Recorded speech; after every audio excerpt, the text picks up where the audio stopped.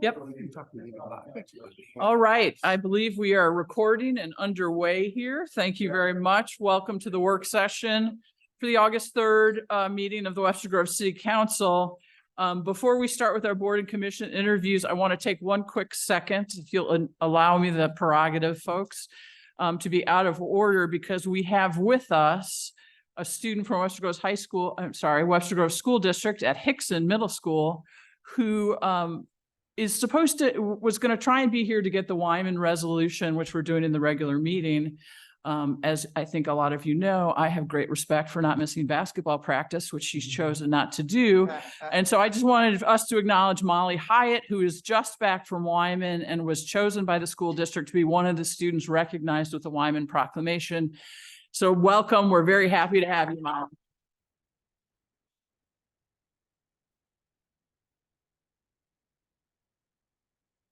And when you need to sneak out, please go right ahead. All right, we will start as now with our regular order here. And as usual, we'll start with board and commission interviews. We have one tonight for the Police Community Engagement Board, where we have 2 resident vacancies. We also have a clergy vacancy as well. Is that right? So there are 3 total vacancies. All right, and we have Barb Strang today, who is interviewing as a resident applicant. If you will come on up to the microphone, please. And we will ask you to tell us a little bit about why you would like to serve on this commission and what you think you might bring to the commission. Absolutely. It is a pleasure to be in front of you. I have never done that before, but certainly a pleasure. Well, I have been coming to the Police Community Engagement Board since the beginning of this year. I had no reason to do that. It wasn't like I was bored. I had an interest in police in this community. I have been always a supporter of the policemen. And when I saw this board, I was like, wow, I need to go over there and see what it's about. I have been to, I want to say, almost every meeting. I know there wasn't one this month. Emerson probably remembers.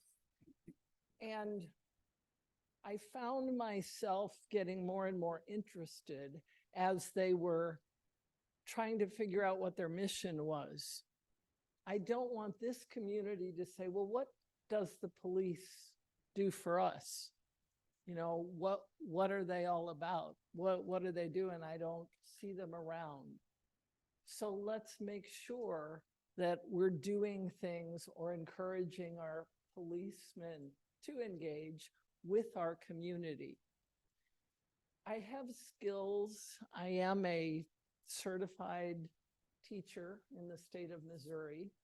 I have leadership, communication. Those are some of my strong suits: integrity, ethics, everything that goes along with teaching. I can present, I can get involved. I do want to show that I have the leadership. I am a PMP, project management professional, so working projects and programs, so I can do that. I am also a Lean Six Sigma black belt, which means I can work with processes, find waste, and make things more efficient and streamlined. I think those are good skills in any committee. But when I see the police and engagement with the community, they have an oath. And do people in the community know that they are fulfilling that oath every day? That they are out there for our protection and to have a presence that's very acknowledged among people. I want to make sure that happens. So I think my involvement here is critical. I also am a volunteer in a lot of different areas. I volunteered at the APA. I volunteered in many organizations that help underprivileged or poorer segments of community. I've done that all my life. For a while, I was also a member of a community, a congregational community. So I know there is a pastor position that was vacant. I am not a pastor, but I can certainly talk that walk. As a religious, formerly, I know what that's about. You can say, well, that creates a bias, but we want diversity. We want inclusion. And I think I can bring a diverse opinion or idea to this board in a way that only supports it, that does not create a conflict, but that could present another side. All right, Are thank there you. any Yeah, questions that's what for we're gonna do next here Okay. is offer opportunity for questions from council members. Anybody have a question? I don't have any questions of Barb, but she's correct. She attends all of the meetings, and she's really engaged with us. So I think she'd be an excellent candidate. Thank you. I just have one question. Have you read the ordinance establishing the PCEB? Which is, yeah, great, because I was think sent- there's, because I think there's some, we use the word mission, and we clearly have set out some things that we expect from the PCEB as well as from all our other boards and commissions in there as well. And so just wanted to make sure that you had that as part of your reading of what was going on here. I think I was also there when it was being fleshed out and reviewed. Yeah, we and- retooled it. You're right Yeah. about that. Absolutely. All right, other questions? All right, thank you very much. And the city clerk will be in touch with you. We don't actually make a decision at this point of the meeting, I so, understand. okay. Thank you all. Sure. All the best. Thank you, Barb. All right, we can review the regular agenda. Is there anything that anyone wants to highlight, change? No, we're gonna move on from there then to meeting issues and updates from council members. Emily, we'll start with you. I had the Green Space Advisory Commission meeting yesterday, got to Leave the Leaves, which has been talked about a lot. So I think people know about that. So you can leave leaves in your garden beds or on your lawn as you would like, participate as much or as little as you like. If you would like yard signs, they are available at the rec center for the the price of the cost, just the cost that sells, which is $7 if somebody is interested in that, or you can download a PDF if you want to do that as well. And then this Saturday is the big tree planting for Green Our City. So we've got about 40 trees going in around the city, which is really exciting. And then Make a Difference Day at the end of October as well. So lots going on there. And then HPC meets next week. So I'll have that update next meeting. All right, terrific. David, how about if we go to you first and Yeah.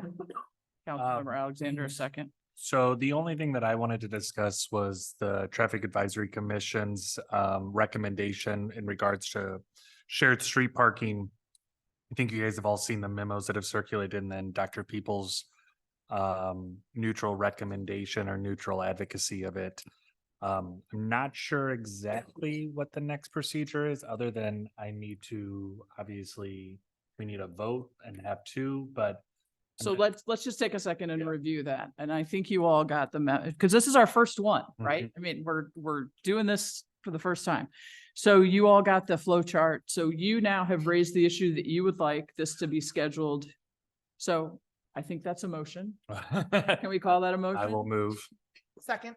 Okay, so then you have your two people who would like to have it scheduled for discussion.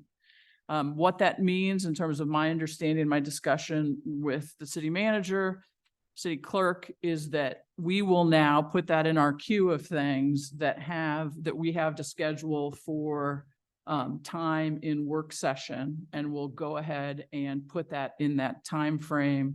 And we will do it in a time where we will consult with, I see the chair of the Traffic Advisory Commission is here and the vice chair of the Traffic Advisory Commission is here. We'll schedule in a time that we know that they can be present if they have questions or comments. And I want to ask the city manager if she has any more comments on that process before we're good. Okay. You're good. Thank you. So, and we don't really need a formal vote. As long as there's a second, we can move forward with the scheduling. The way the policy is written. All right, we're all good. Look at that. We made it through our first hurdle on that one. All right. So we will be back in touch with you all as soon as we can figure out when this goes on the schedule. That won't be next meeting, just so you all know. Okay, and we now move on to Council Member Alexander. Do you have any updates for us? Well, just one of the things that I noted in the planning commission meeting, and that was the September meeting, and it's on the public hearing tonight for the Presbyterian Church. But one of the things that they did that they're doing is that they are requesting an overarching CUP, so that, because if you've noticed, because for me, you know, I would sit in those meetings and sit in this meeting, and there would be something in the upstairs area in the church, and then I would see something else, and I'm like, there's an awful lot of stuff going on in church. Yeah, but I think it's just really, I just wanted to state, I just think it's a really great idea to create an overarching CUP, so that all of those businesses who are doing things that are in line with what the church's mission are, don't have to go through this long drawn out process. You know, and so it helps to eliminate some of the bureaucracy and the red tape, and I just think that's really great. Great. Thank you. Councilmember Bliss. Yes, Business Development Commission met last week and they focused on potential marketing plan for Shop Local. And they'll continue those conversations in the next upcoming meetings. The Arts Commission met this morning and I sat in for Mayor Arnold as the liaison, and the topic this morning was about the Lifetime Achievement in the Arts Award, which will be going to Bob Castley. You all know him for City Museum and Turtle Park, but he is also being honored for his contribution to Webster Groves, which is the apple chairs in Old Orchard. There will be a celebration on 10/28, which is a Saturday. It's also the Trick or Treat Day. It's also Make a Difference Day. So it'll be a big day in Webster Groves, and we can all finish at the gazebo in Old Orchard with a celebration from 3 to 5, and there will be children's activities and refreshments and treats. I attended the Hawken House open house last week. That was pretty interesting and cool to see, kind of behind closed doors, and that it's not a place I would normally go to, and you know, the concerts are great, so it's just nice to see the collection. It's a lot more vast and broad than I imagined. And then tonight you'll be hearing from Sean Finnegan. She is our sustainability coordinator, and she will be talking about the city's solar rebate program for residential. That's all I have. Excellent. Councilmember Smith. I have no updates, Mayor. I just have a couple. I went to the Eco Ed series on school children and sustainability. I was trying to remember the name of the session. It was more complicated than that, I think. But Eric Hayes from the middle school spoke about his sustainability classroom and how that's developed over the last few years, and the outdoor learning space. So we had some really good discussion, got to see a lot of pictures of what's going on there, and small group, but not, but it was still a really good session, and just really appreciate the time that the organizers have been putting into that series. Wanted to mention that Ivory Crockett Run is coming up, one of my favorite community events, on October 21st. I was just double checking the date. I'm pretty sure that's the right date, on Saturday, and the registrations are open now. Also just fun to come watch, though, because the band is there and lots of kids running and adults running, and what could be better. And then just a personal note that my youngest son, Hugh, is at Wyman tonight for his first night ever at sleepaway camp. And he's at Camp Wyman, so it's exciting to be celebrating Camp Wyman tonight also. That's it. Mr. City Attorney. I have no updates other than to say I did attend the Porch Fest this weekend, and congratulations to Dave Buck and those who put it together. It was a beautiful day and the music was fabulous. Good. All right, Dr. Peoples. No, ma'am. Thank you. Now look at us moseying along. So the charter review, oh no, sorry. Madam City Clerk. Nothing there. Just couldn't leave you out. All right. Charter Review Advisory Board Commission met yesterday it was. I'll talk about that when we talk during the regular meeting about the CRAB document that is coming to us soon. Also went to the Historical Society open house and agree it was very interesting. The only other thing I'll add is that the Chelsea Center of the Webster Groves High School is having their annual street fair on Thursday of this week from 6 to 8 p.m. So students are doing experiential learning projects will be set up throughout Selma in front of the high school. I intend to go and hope that some other people would go as well, because I think there's some really exciting projects. All right, usually this is when someone who has forgotten something reminds me that they have just one more thing. No? All right, then we will move right along and we are going to turn to our topics. And the first topic and the only topic we have tonight is the Parks and Recreation Bond Initiative for April 2024. And we will start with Dr. Peoples. All right, thank you, Mayor. 1 second.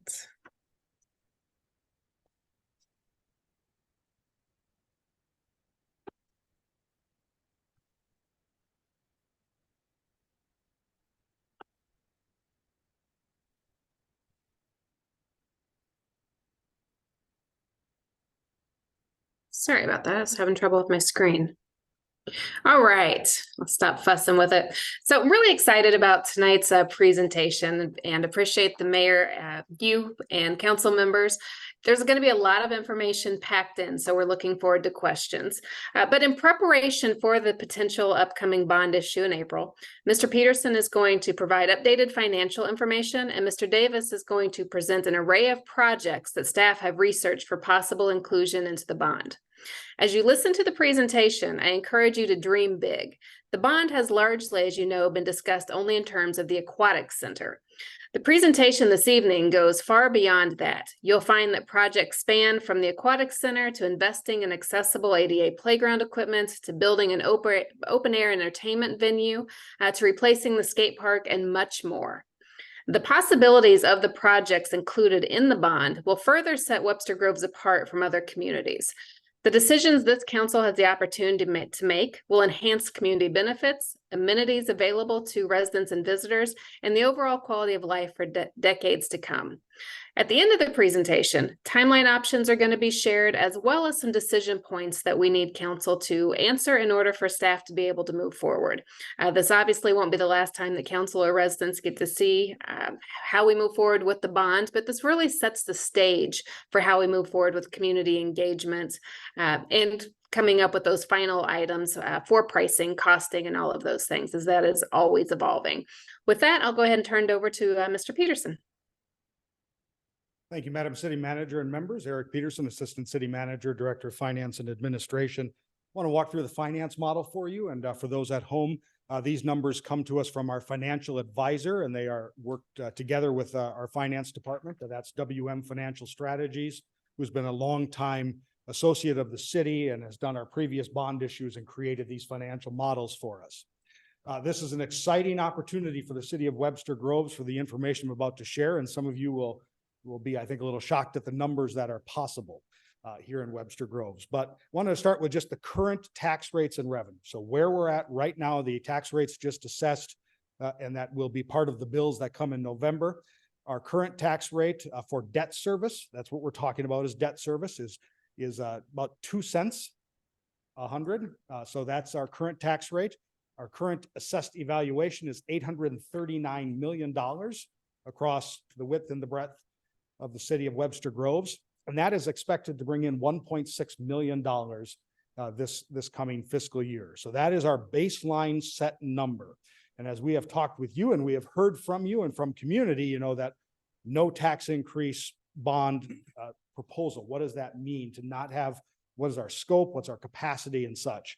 And this is the really exciting opportunity, because without raising taxes one dime, this community can authorize up to $22.1 million and support it under our current financial strata that the community has authorized.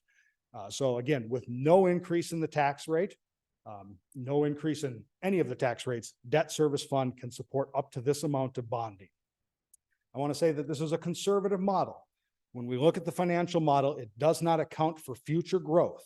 So it assumes that 839 million assessed value going forward over the life of the bonds, which means that in the future, as property values grow, the assessed values of the city, there will be future room for bonding for buildings, roads, those other needs. So we are not kneecapping the city for 20 years with this kind of a bond potential. There is growth opportunity to continue to, if we need to bond, to do so. And just to be very clear, the city has deep reserves and other options for bonding outside of just the debt service tax rate. So there are always options available to the city on how we could finance future projects. But both our financial advisor, our bond counsel, and the finance department here, very confident that this does not stop future needs from coming to being if we need to go back for more bonding.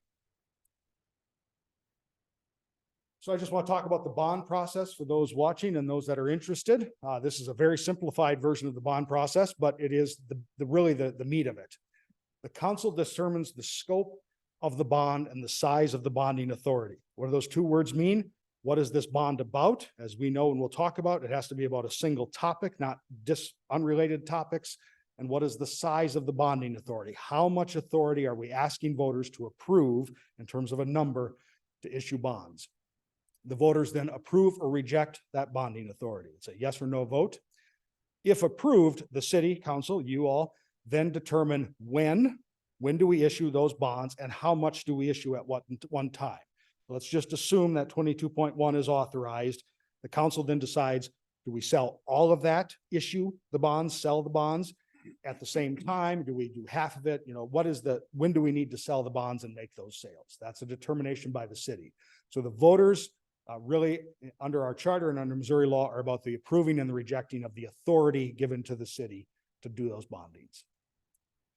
And then again, about the bond election and the use of those bonds, they pay revenue, those revenues only pay one-time capital projects. They are not operating costs. That's very important. These are tax-exempt municipal bonds. We need to keep that tax-exempt status. That's why people buy those bonds. If we didn't have a tax-exempt municipal bond, if it was taxable, we would have no interest in buying our bond because there would be not enough interest to even take care of the taxes. That's the point of this tool. The bond election must be a single subject again. So this is a great way to put it down. If it's going to be about parks, it has to be about parks and recreation items only. It can't be fire department and parks together. There's really no connection. And the voters have a right to say yes to one thing and no to another. And so that is, in our conversation with bond counsel and city attorney, very clear that we must be on a single subject.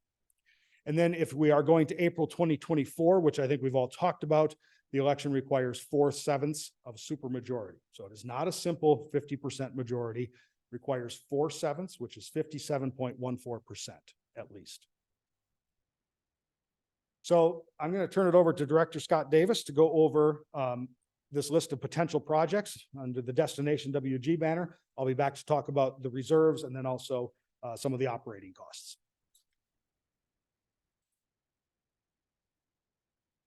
Good evening, everyone. Good evening.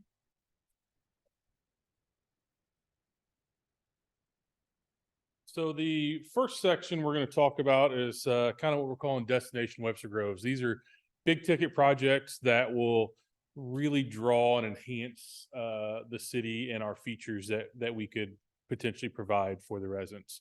The first one is the Aquatic Center, the replacement of the outdoor aquatic center, the full replacement of that, including 3 bodies of water, the 8-lane lap pool with dive tank, recreational pool with multi-slide towers, the separate children's play pool that we heard that we definitely need to keep, new shade structures, and then keeping the building of the bathhouses, but completely gutting that and renovating that. So it'll be all new restroom facilities in there, new office space, new storage space, new concession space, and hopefully air conditioning parts of that so that our computers can run in our St. Louis 100-degree humidity and staff have a place to go and be in a little bit more comfortable weather. So that first one is $12 million.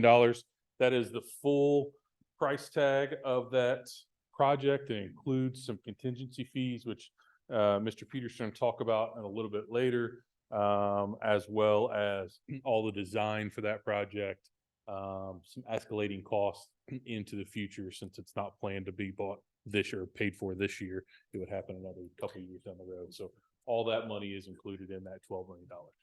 Sorry, Scott, remind me one more time, what's the capacity of this?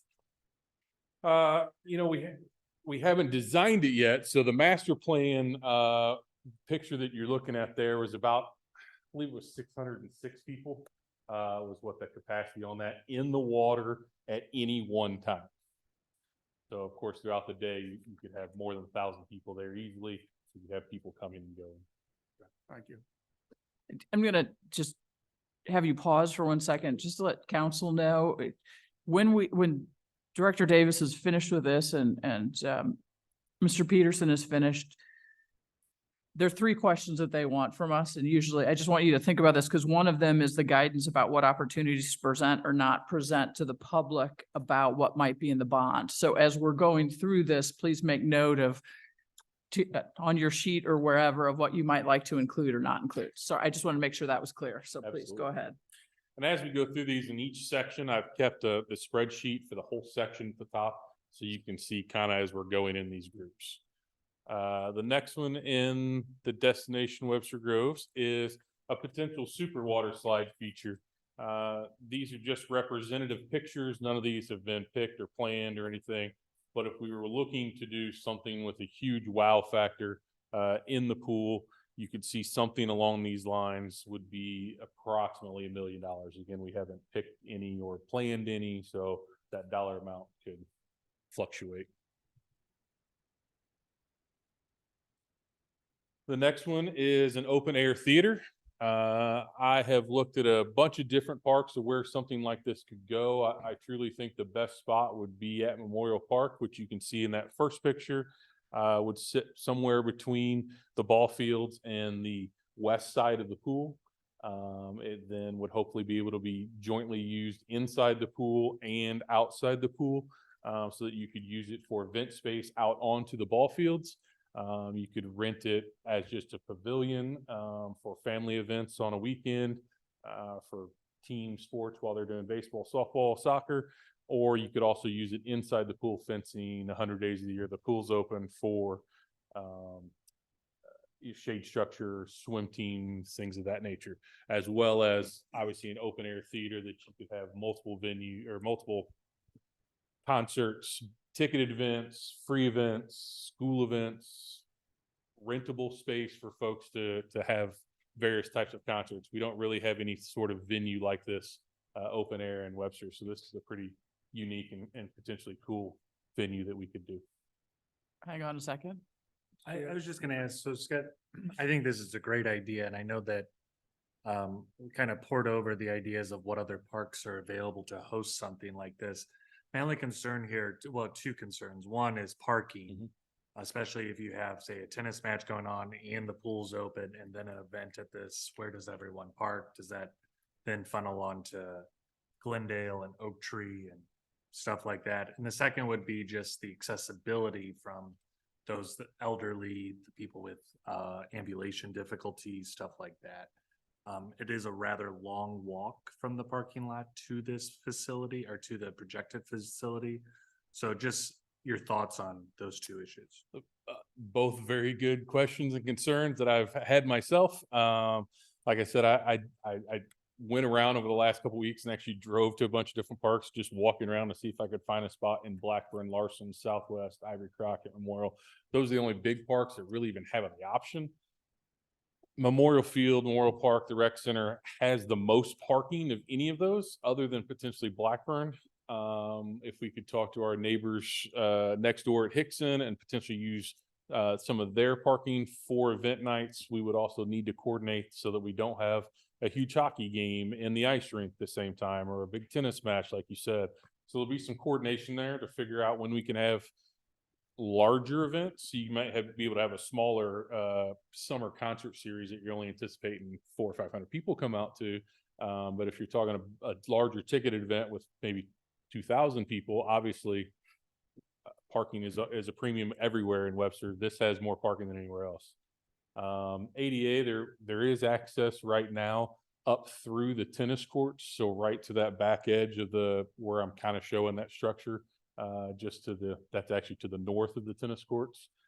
There is a walkway that's all accessible there. Again, if potentially if, we could share parking space next door across Ambrose Way. That upper parking lot right along Elm is pretty close, but we have not had those conversations with the district on sharing that space for an event space like this. It'd be a great location to host pep rally before Friday night football game. Yes. Any other questions? I just had a couple, and maybe this waits for Mr. Peterson, but do we expect operationally this to break even, to cost us money, We do have- generate revenue? There is potential to generate some revenue off these if you have ticketed events. It's gonna really depend on how big the venue is, what the venue's set up to look like, what kind of bands or things that you can bring in there for ticket events. Obviously, those ticketed events are gonna have a heavy expense because you have to figure out a way to keep it separated so only ticketed people get in. So we got to fence it off somehow. You got to have box office. So there's expenses in there. Mr. Peterson does have some costing on staffing and stuff for these events.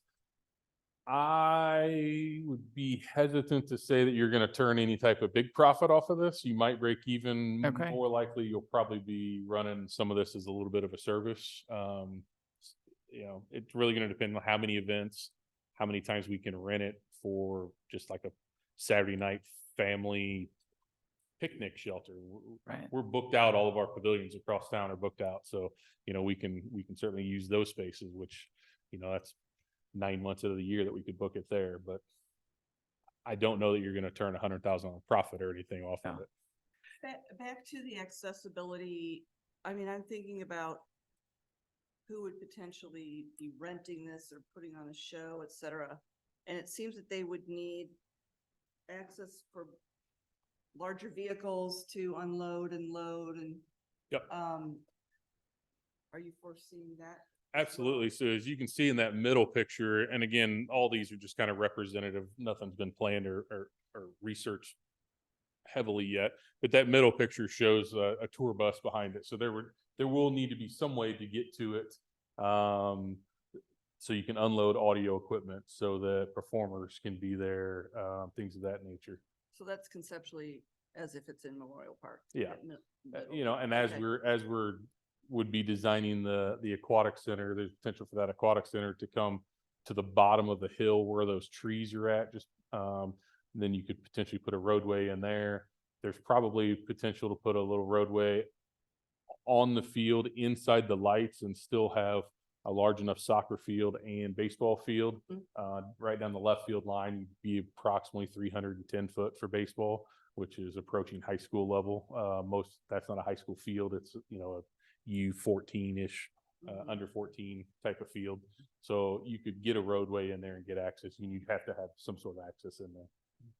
But with the theater, because of its size, would we rent it out just for family, or, would it be some type of venue that's going to draw a large crowd because we wouldn't charge it based on like we charge our rooms in the rec center, but it's going to have a price tag that's going to cover the expenses of the theater, correct? Yes, it all depends on how big it turns out to be. Again, we haven't designed anything yet, so to get into those nitty-gritty details on how much it would cost to rent for, a family pavilion versus how much we would charge someone to come in and have a concert in there, I don't have those details for you yet. That would have to be something that we planned as part of the, the whole planning of what size event space it would be. So can you explain, Scott, how this would impact the field usage for football and for soccer and baseball and softball? The facility itself, I don't think would impact it. Now, obviously the impact would be if you start running events out of there, then we have to coordinate with, if you're going to have a Friday night concert, you can't also have Friday night ball games, whether that's soccer or baseball, either one. So there'll be coordination there between the renters that we rent those fields to have soccer leagues and baseball leagues on versus city holding those nights for events. Do our other parks meet the needs of the community if we were to remove the soccer, just hypothetically remove the soccer and baseball fields? No. They're pretty much all rented out. Baseball is rented, all the fields are rented out all spring. Soccer, there's some space available, but these are our largest, that's our largest soccer field that we have in our park system, and it is our largest pure baseball field that we rent out to other users. The Blackburn Lit field is actually bigger, but that one normally hosts our recreational softball league games on and is not open very much for outside rental. The only reason I ask is because I wonder, I know I'm gonna probably shoot myself in the foot by saying this, but if you were to eliminate the softball field effectively and add additional parking or move the facility over there, it would be a little bit more like Kirkwood Park, where you'd have additional parking. Everything would all be in one spot with the pool and theater and everything like that. But I understand that we're kind of have two masters here, both with the idea of our green space and then also the idea of where do we put a facility like this. Yeah, I like that location, but for the dual use of being able to also use it in the pool. When we did the 40 acres master plan, if you remember that, which was approximately almost 10 years ago, there was an event space, and it was actually on the southern field where the softball field is, so that it could go out both ways. You could do a smaller venue out the back up the hill with hillside seating, and you could do a larger event out onto the field that way. So, but that one is just an event space, and then you can't also use it in the pool. So it's maybe less.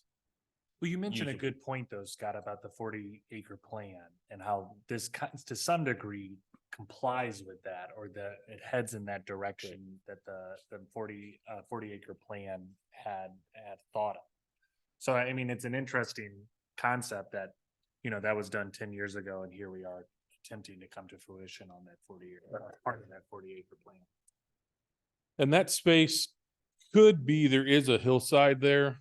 You could potentially sink that facility building down a little bit so that you could get some permanent seating, some sort of rock wall. You can see on the picture on the right-hand side of the screen how it has some terrace seating. You could potentially get some of that in there and then still get up on the flat field for lawn seating for blankets and chairs and such, potentially. So if I'm reading this, so when we say we have so this 2.5 million estimate takes into consideration the proposed size and parking, infrastructure and everything there.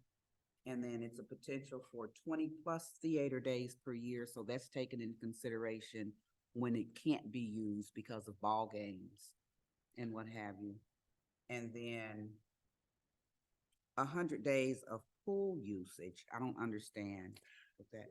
So if it's in that location, my grand idea, and it's a little Willy Wonka, I'll be the first to admit, is that there's fencing on both sides of this facility so that you can open this fence up and everything is enclosed and it's inside the pool.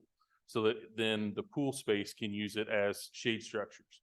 And then in that evening, Friday night comes along, you close this fence and you open this one up, and now it's open out to the ball field side.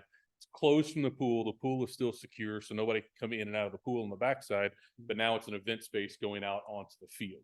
So that's why that location could be a unique location. Again, that's Willy Wonka and my Parks and Rec creative brain, and I haven't had an engineer design and draw that out yet, so take that into a little bit of consideration. But it would help like on the heavy pool days when you've got camps there to give the camps like a home base. Yep.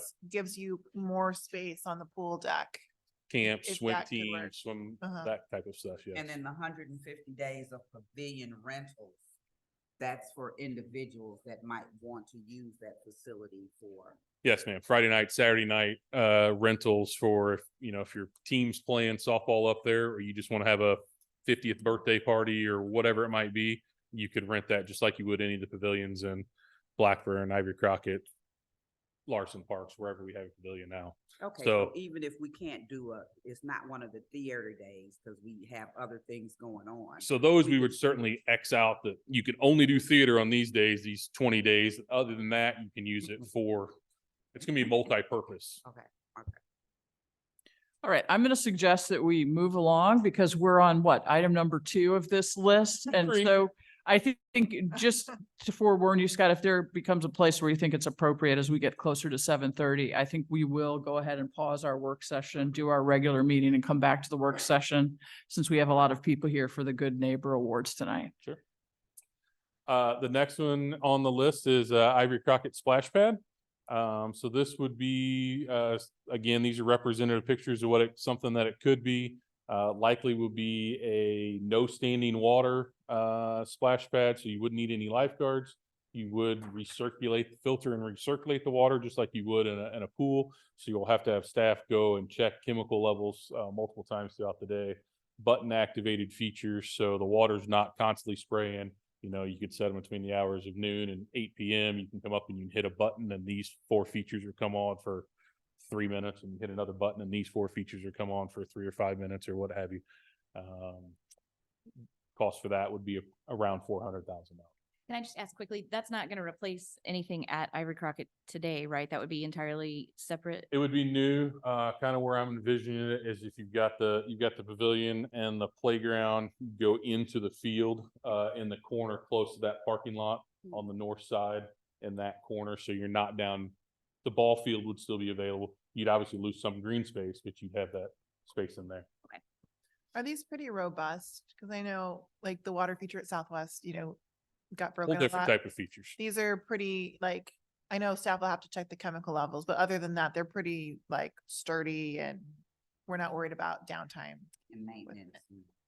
There's certainly going to be maintenance on them. If you have 15, 20 features, you might have one out of service at some point. But yeah, they're in parks all over the place where they're out there. Not in stuff. The biggest thing is the button that you push will wear out, so you have to replace those buttons. But the mechanical systems that flow the water are pretty robust. Yes. Lost my arrow. New park construction. This is we've talked about this several times. You guys kind of already earmarked money in the CIP plan for this in the past. It's the former McDonald's location down at Big Bend in Oxford that Great Rivers Greenway has purchased the property. We're in the design phase on this park right now. And then GRG's committed $550,000. The city is looking to add $150,000 to this. Once it's built out and renovated, it'll be adjacent to the Greenway, which goes across this park onto Oxford and down into the city of St. Louis to connect to the River to Pear Greenway. And then GRG will donate the land and the park over to the city. ADA playground features. These could be in multiple parks, or we could also use this money and attach it with a muni park grant for about $500,000 to make a destination ADA playground. The cool thing about these is it doesn't have to be all inclusive in one unit. You can do multiple pieces at different parks if you would like. But one thing, the first slide, their picture says, 12% of our population is living with some sort of severe disability. Only 5% of that is mobility issues, which most people think of when they first hear that. So the picture to the left of that, the 2 kids sitting in like a little tunnel, quiet spaces like that are great for folks with autism, where they can get away and get a little quiet moment and not be overwhelmed with sensory experiences. Or you can have a parent-child swing, or a multi-adaptive rocker where everybody can play together. So there's a lot of different cool features that you can put in this. The playground that we're building in Blackburn Park right now will have many more features like this than we've ever had in our park system before, but we don't have a fully 100% like Magic Kingdom ADA playground like some cities do. Those usually run about $1 million for one of those type of facilities.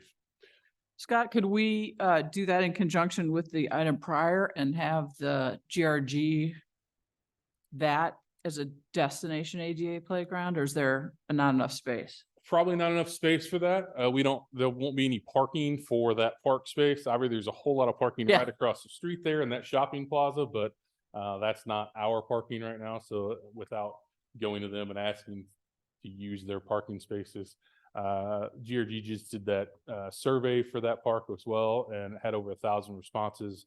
And it was overwhelmingly wanting to be more of a natural setting Yeah. and not overly programmed in that space next to the creek in the floodplain and that kind of stuff. So do we have any type of idea where we might want to put an ADA playground park? Yeah, I mean, Blackburn's getting rebuilt right now, so the next big playground that would need to be replaced in the coming years would probably be Larson Park. Would be the next if you wanted to do a full playground. You know, for that $900,000 million range, that would probably be my recommendation if we were going to go for completely 100% inclusive in our current park system, unless we're going to put a new one in somewhere where we don't have one as of right now. You know, it's an interesting question I think I have, but I don't know if there's data out there or not, but I wonder if individuals that have a need for an ADA accessible playground, if they prefer to have their own ADA playground or one that is incorporated within everyone else's playing experience. So just based off your head nod, it made me think that maybe it makes more sense, like how can we incorporate this into our current playground experience? That is typically the goal, is that you want everybody to be able to play together all the time. Obviously the 100% inclusive playgrounds are still fully inclusive, meaning anybody can go play there. And oftentimes they're super cool playgrounds. So everybody wants to go play there. But yeah, I would not want to build something for one specific population, no matter who that population is, because it needs to be available and open to everybody all the time as much as possible. And you were saying this would be for features, not a whole ADA accessible playground, because that would be more like $1 million, right? So right here in this, we've got it listed as 400,000. We've got the muni park grants that we go for basically every other year that are $500,000. So Together. we could add those together and go for a fully inclusive playground, or we could use 400,000 to enhance current features in multiple parks. If we did the Muni Park one, could we use it in multiple places, or does it just have to be You one? can. You can, okay. Yes. Depending on how well I write the grant. So we can. Yes, probably. I think we can get through one more section, Madam Mayor. Yeah, I think that'd be great. This one will be a little, actually got one more in this section. Sorry. I think you I can do skipped both. ahead. I think you can do both. Skate park. So our current skate park is getting a little tired. It was built in 2005. Those features are at time to be replaced.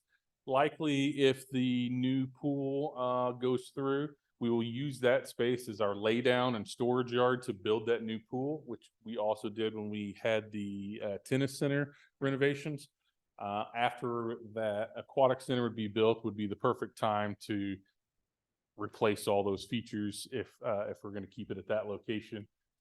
Again, these are just representative skate park type pictures. We haven't designed any of this stuff yet, but it's time for a new skate park. So 250,000 tagged to this. There has already been some crowdsourced funding raised for some of these features as well, that they would probably get behind and add to that 250, or we could reduce down either way. Can I ask on that? Is that, so this, with this price tag, it'll be kind of an upgraded skate park, or this is Oh, yeah. just a replacement? Oh, no, I Just making don't sure. quote me on the price, but I'm betting we were like $40,000 for the parts that were there now. Okay. In 2005, obviously that would escalate probably closer to 100,000 now, but at 250, you'd get twice Okay. as much. Because I knew we had some requests for that to be, Yes, ma'am. What's what's the usage of that park now? I know for a long time it was used consistently, but It's still pretty used. The inline rink is probably not used as much as the actual skate rink is, or the skate ramps and stuff are. We've looked at other options and stuff out there. It's a good location. It's next to the middle school. There's a lot of middle schoolers that come over in nice weather. And that cycles depending on who the kids are in any given year that the 3 grade levels are there. But it's a good space. It's a good thing to have. it's one of few in the area also. Yeah. That is the end of A. So this is B, which is the B group is all about customer experience. an enhanced customer experience for our users of the things that we have right now. So item number one is 300,000, and that is to rework interior cashiering areas, concessions, and potentially throughway out in through our current studio room in the event that there's an indoor option for the pool at some point. That would likely be the way that we would get to that indoor option. So the first corner on the left, right now, when you come into the rec center, you come into the side of our guest services desk. And that bugs me a little bit because it just feels like you're not being greeted very warmly. So I would like to turn that desk basically 90 degrees so you're walking into the front of the desk so staff can see you and greet you as you come in. It would just be a more friendly experience. It would better serve our staff and our clients. Flooring throughout the recreation complex. The carpet you see there is 2002. It's wearing. It's only in the offices now. For that age, some of the other carpet has been replaced, but this will do the meeting rooms. It'll do the entryway, and it would do offices and some auxiliary spaces as well. Number three, updated cardio fitness equipment. We, prior to COVID, had always been on a 3-year cycle on getting new cardio equipment. During COVID, we pushed those and we stretched that 3 years to 5 and 6 years on some of the pieces. They weren't getting used as much. We'd like to get back closer to a 3 to 4 year cycle on that as we are upticking back to normal on that equipment usage.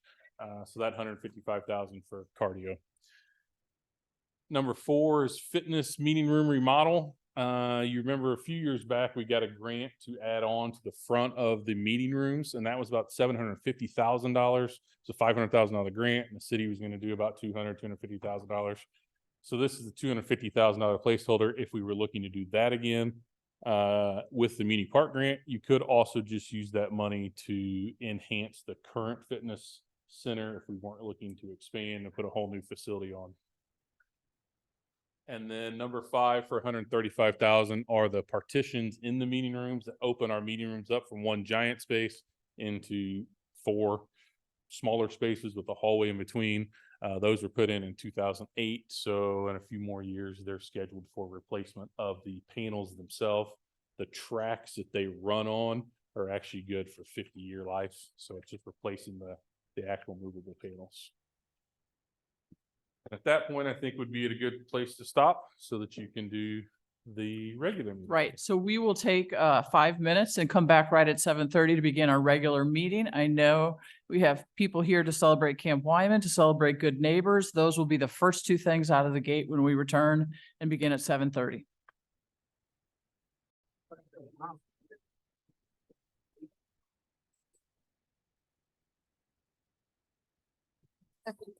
Oh, Lord. There are not many days that I get to use that, but I don't get to hit it that hard either. So thank you for that. Welcome to our city council meeting, our regular meeting. We appreciate all of you who are here.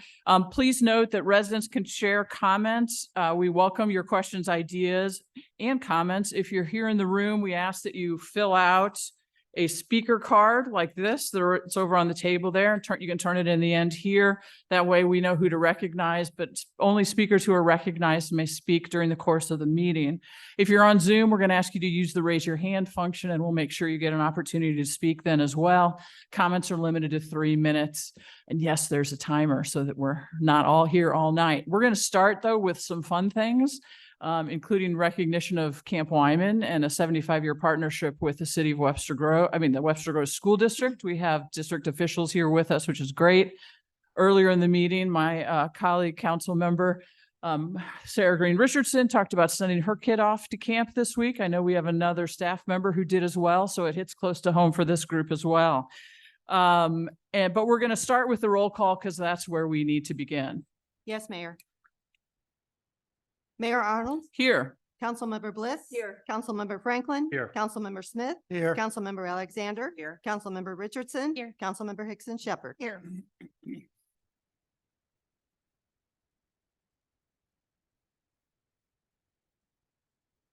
All right, we'll come down here to start with that. We'll start with the Wyman. I'm going to invite Wyman proclamation. I am going to invite I know that I saw Allison Williams come in at some point, who is the new CEO, Executive Director, Webster Groves resident, friend of mine. Come on up here, please.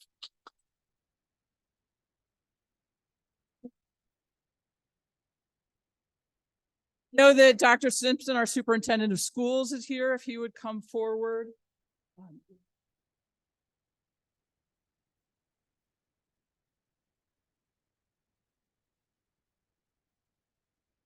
I also understand that one of my children's very favorite teachers of all times, Kelly Williams, is here to accept as well. So come on down, please.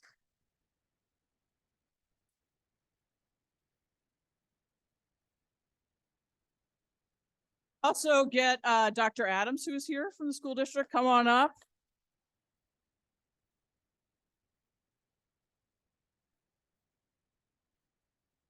All right, so the way we'll do this is I'll read the proclamation, but because the really important people here are not necessarily these people, but all the students who are out here who've had that experience, I'll read the proclamation, hand it off, and then we'll have all of you students come on up, and the students and our honored guests here and our council, we can all take a picture together at that point in time. Does that work for everybody? And we have two board members here. Keita Quinn is here. Come on, you got to come up now.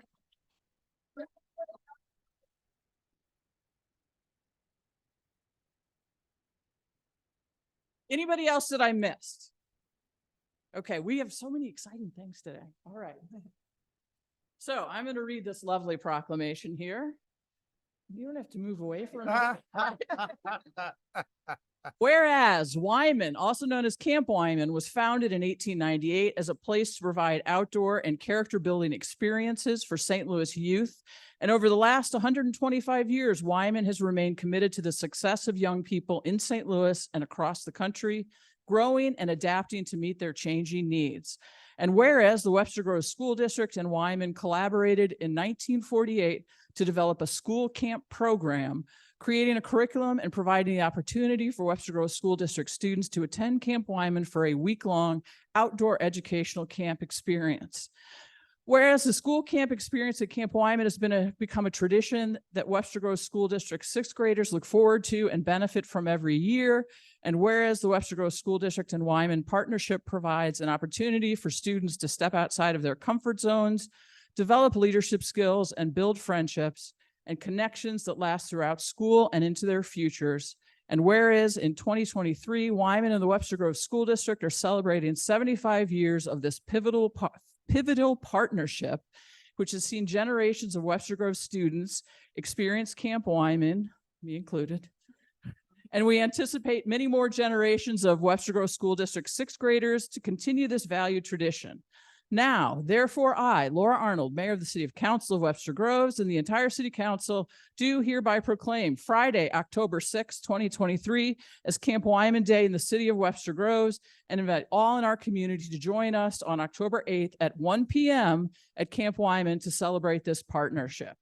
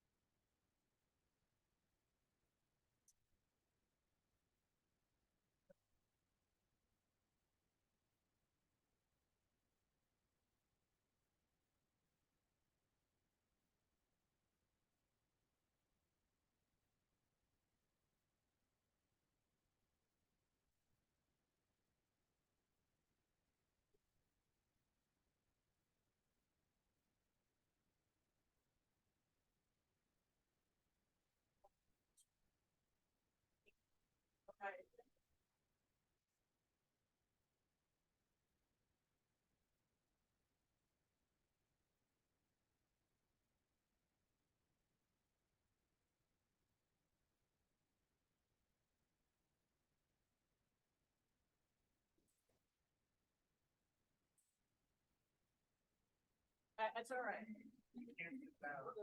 Yeah, but I gotta put some this on.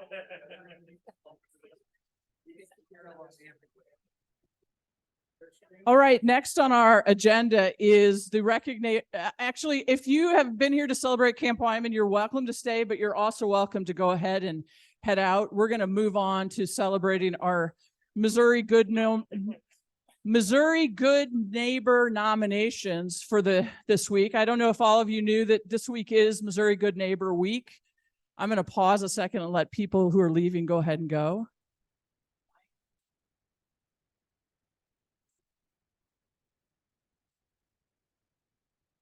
So this week is Missouri Good Neighbor Week. This is a program that's put on by the state of Missouri as well as the University of Missouri Extension Service. And the idea is to honor people who make our neighborhoods better places to live in because they connect one another or they connect us to nature or something like that. So we put out through the Webster Kirkwood Times, through our social media, a call for nominations, and we got a bunch of nominations. And so one of the things that became clear is that there is no good way to choose who is the Webster Groves good neighbor. So we have permission to send all of our nominees on to the state level where they get to choose and see what happens there. So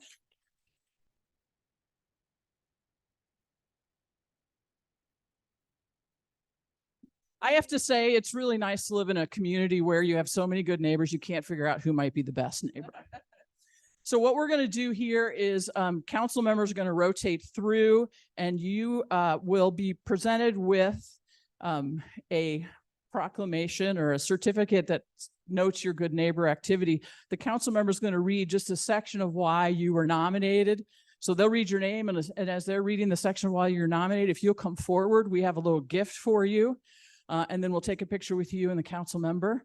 And then at the end, we'll take a picture with everybody. And I think we'll probably can take a few minutes after this presentation and let you take some pictures with your friends and families who are here, and then we'll start our regular meeting. Okay, that work? Everybody know their job now? Yes. All right.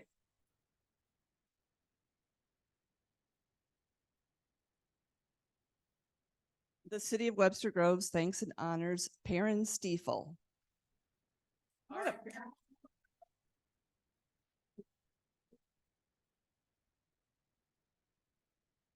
Perrin Stiefel is being recognized for being a dedicated neighbor. He is helpful and responsive to the needs of others, leading the charge in organizing the collection of food for the food bank and holiday donations, and he has shared his love of gardening with the neighborhood, beautifying their street. In the process, his calm demeanor and encouraging spirit have won over his neighbors.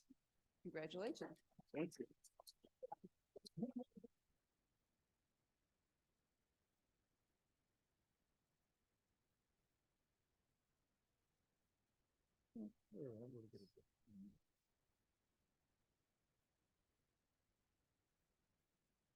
Good. I'm going to recognize Greta Bowenkamp.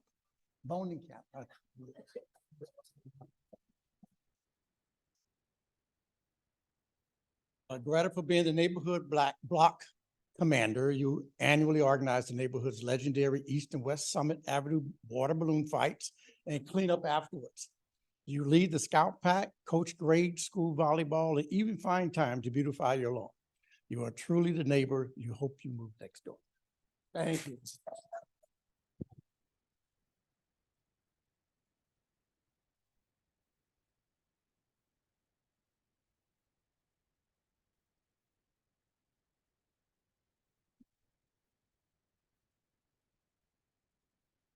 Lee Smolzinski. Did I say it right?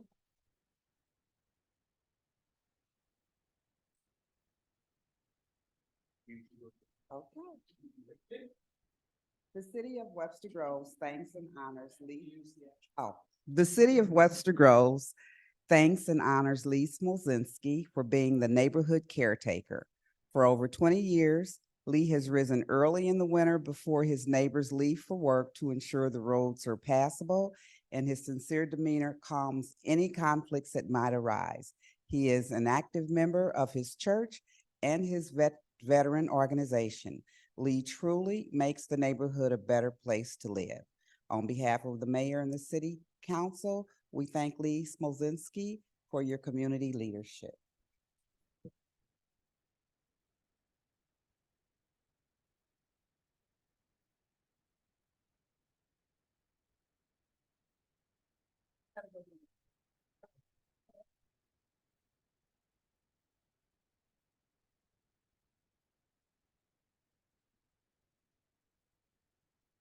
Hey, Calcaterra Holting.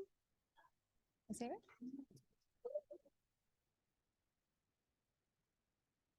City of Webster Groves thanks and honors Kay Calcaterra Holting for her dedication to keeping her community connected. As a retired teacher and family matriarch, building relationships are at the core of everything she does. She started a monthly women's group in the Webster Downs, Webster Ridge neighborhoods that has fostered many lasting friendships. Her thoughtful and caring nature is an inspiration to her community. Thank you.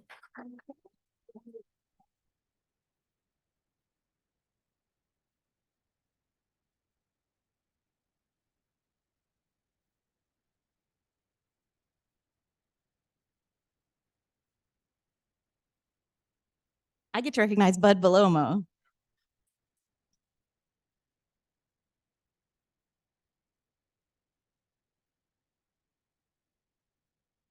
The City of Webster Groves thanks and honors Bud Belomo for making a difference in his community. Bud offers his services to any neighbor in need. No request is too great or too small. His support of Ivory Crockett and Barbary Park events, allowing all to have an enjoyable time. He makes sure his community stays litter-free, and his kindness and caring heart are appreciated by all his neighbors. Congratulations.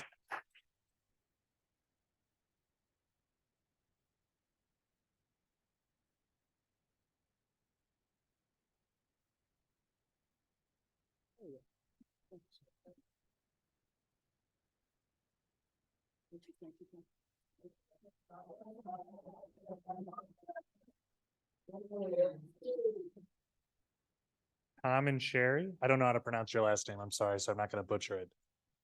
Knapp. Excellent. The City of Webster Groves thanks and honors Tom and Sherry Knapp for making Webster Gardens a real community by going above and beyond to maintain the neighborhood island with weeding, planting, and repairing the island gas lamps. They always step in to spearhead holiday celebrations and neighborhood gatherings. They are always there to lend a helping hand to any neighbor in need. Tom and Sherry.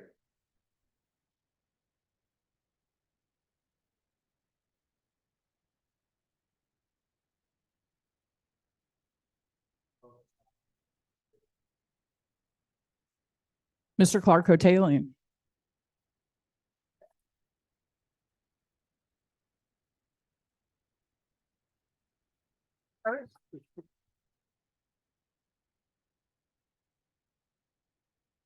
We're honoring Clark Otalian for his tireless community involvement. Clark is a member of the city's Traffic Advisory Commission, a member of Churches Together for Justice, where the past 2 years he has led the Black Lives Matter Vigil for every Friday evening. In addition, he has participated in many mission trips, serves on the Coordinating Council for the Alliance for Interracial Dignity, and has a passion for making Webster Groves a walkable community. Clark is a true leader and a great neighbor to all.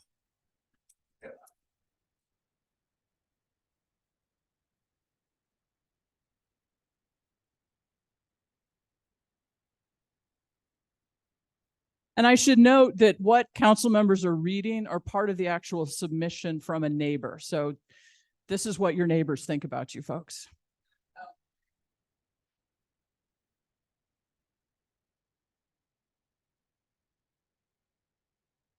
Oh, we're recognizing you, Terry Raderman. Yes. For transforming Frederick Plant Wildlife Sanctuary. For the past 3 years, Terry's been part of a volunteer team that has re-energized the sanctuary. He quietly persists in weeding, cutting down invasive plants, replenishing the area with native plants, all accomplished from personal resources and the desire to preserve the park and its wildlife. You are truly an asset to your neighborhood. Congratulations.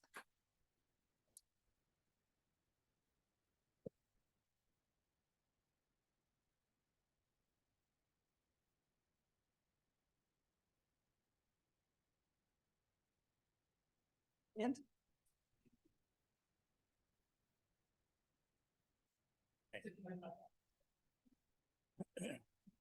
Our next awardee is Mike Tierney. Is that correct? Yeah. Thanks.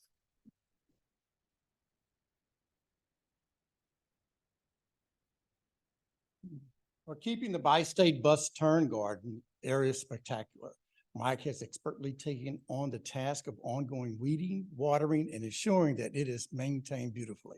He visits the garden daily to make sure the gardens and flowers stay meticulous for all to admire. You are truly an asset to your community.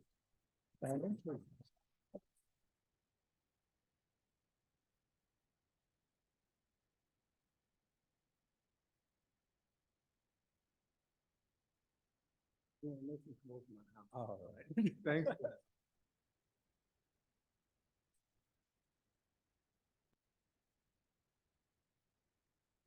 Michelle Willis.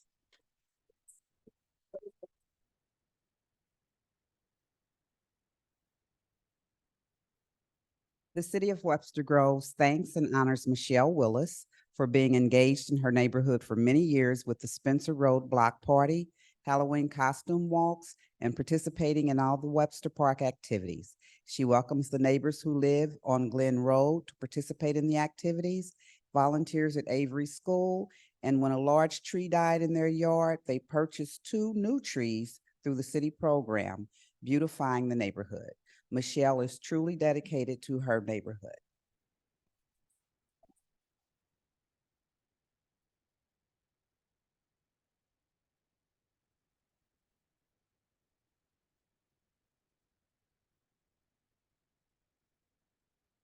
I do want to acknowledge before we get to our last nominee, 2 of our community members who could not attend today. Jana Wade, who also helped with the Plant Wildlife Sanctuary, as well as Angela Lehman, who is unable to be with us, but who is one of the warriors of Eunice Avenue, who makes that a great place to live. And so I will now also ask Jen Fisher to come forward, please.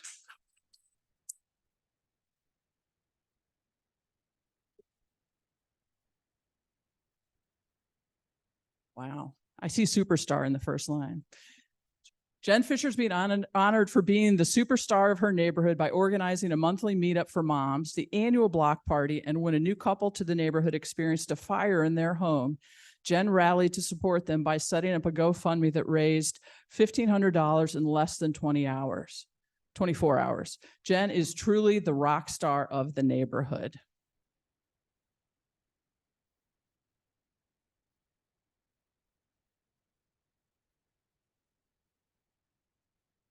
Well, you stay right here. So I would invite that was the last of our nominees, I think, right? Am I right about that? Okay. Could all the nominees come back and we'll ask the council members to come over and we'll take one big group picture so the world can see you all together in your glory here.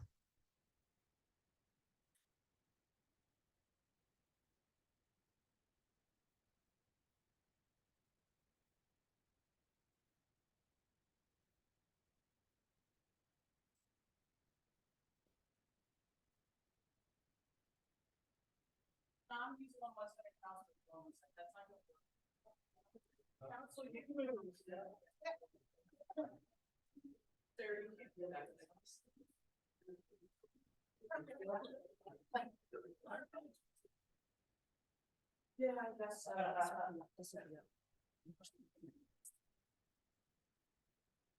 the camera? I can, yes, I can. That would be even better. You want, they want you in the front row.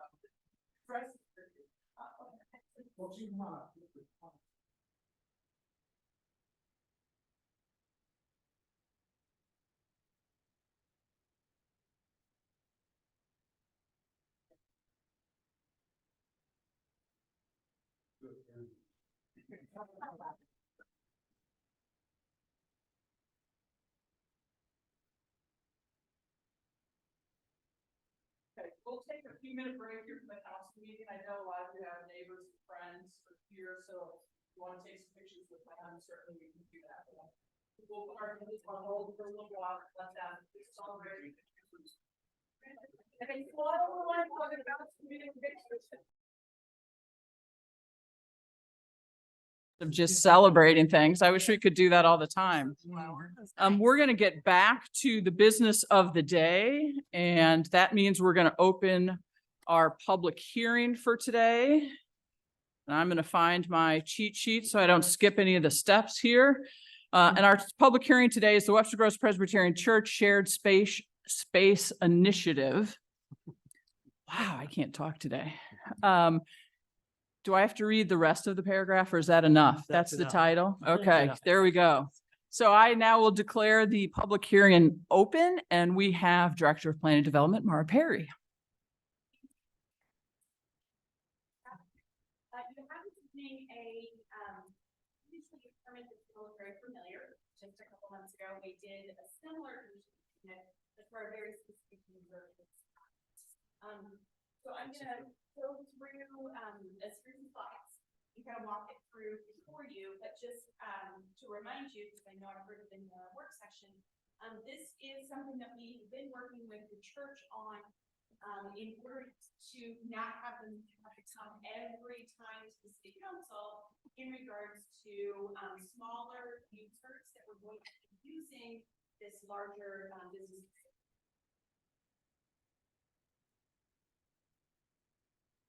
I think it's working now. There we go. So this is for the Webster Groves Presbyterian Church. They have a educational building that has a number of classrooms, and they're hoping to use those classrooms for either smaller not-for-profits or for educational type users. And in order to make it work the best way possible, it was the creation of a CUP that could be for shared spaces. So they would only have to get business licenses for the individuals and not have to come and get a CUP every single time a new user wanted to go into the space. And they weren't prepared or ready to go at the time when that last one, different dynamics we came through, but we'd been working with them to bring this one forward. So I'm just going to go through again most of the basic slides. This property is Zone D commercial use with a couple CUPs. It is surrounded on pretty much all sides by D commercial uses with the exception of the property to the east, which is PC planned commercial. The existing conditions of the church, you can see in the photograph on the left, the church facility itself, and on the right, taken from Moody, the back building, which is the educational building. There's a history to this church. I'm not going to go through all of it. It's very long, but just know that over the years, it's been zoned a couple different categories. It has remained the D commercial since the 50s. And there have been a number of different special use permits and then later conditional use permits on the property. We always, even though the CUP doesn't impact the comprehensive plan, we always just verify that this is in conformance with the comprehensive plan. For this evening, the council is to determine whether the proposed use will not substantially increase traffic hazards or congestion, substantially increase fire hazards, adversely affect the character of the neighborhood, adversely affect the general welfare of the community, or overtax public utilities. This did go before the Plan Commission at its September 11th meeting, and it was recommended on a vote of 9-0 to move forward to the council with a series of conditions. A real quick note, so in our analysis, the property is going to be utilizing the second and third floors of the existing classroom facilities. The two drawings of the floor plans that you have up here identify the two CUPs that have been approved in the past for a couple of the users. The one that's highlighted in green is the one that was just approved, and the one that's in red down in the bottom corner is the one that was previously approved prior to that. Both of them were for educational uses, small group music lessons in both their cases. We always do an analysis of the parking. This particular property has 92 off-street parking spaces. We also share a parking lot with the city and the church that's used for employees during the day, and then on weekends and evenings for the church facility. We analyzed at its worst case scenario, if the entire 5,274 square feet of those floors was being used for just office users versus the educational campus, they would need 18 parking spaces. So we have no concerns about the shared uses, even if they were, again, just going to use office users. Just as an FYI, office uses would not need the CUP, so they could have small office uses for not-for-profits or the educational uses, which need the CUPs. This will cover all of it together. The proposed hours of operation are Mondays through Fridays, 8 a.m. to 9 p.m., leaving those weekends open when the facility is being used for church services and some of their other uses. No changes are being made to the building, the structure, anything like that. So we don't need to make any changes or requests for the anything with the dimensional regulations. Before I get into the recommendations of the CUP, any questions? If they came back later and said they wanted Saturday hours, do they have to go through like a whole amendment process, or is that within their purview to just kind of decide? So normally we would say that that would be in the amendment process, which would go straight to council and not to plan commission. We had talked, I know a couple of the two other CUP users do have Saturday hours, but the church itself had their conversation and didn't put Saturday hours in. I mean, that could be a question for them, whether they would want to do that. Typically, if it's an hours change, because it does impact neighbors, I would bring it back. If it was something that was not an hours change, there are some other changes that we, like if they said it was going to be 50 or 6,200 square feet, I would not bring that back to council. It's all in keeping with what we advertised. So yes. I was just curious about the process. Thank you. Yes. Other questions? Okay. So the recommendations for the CUP, all provisions of the city code shall apply except as expressly modified in this CUP ordinance. All activities of the educational facility School for the Arts shall be located within the existing structure of the subject property. Hours of operation limited to Mondays through Fridays, 8 a.m. to 9 p.m. And then this conditional use permit is personal to the applicant, which in this case is the church, and shall not run with the land. I note that Julie Wood from the Webster Groves Presbyterian Church congregation is here. Do you want to say anything at all? You're not required to, but I. Okay, great. Okay, then we will go ahead then, I believe, if there are no more council comments or questions, public comments, I have a card from Dave Buck.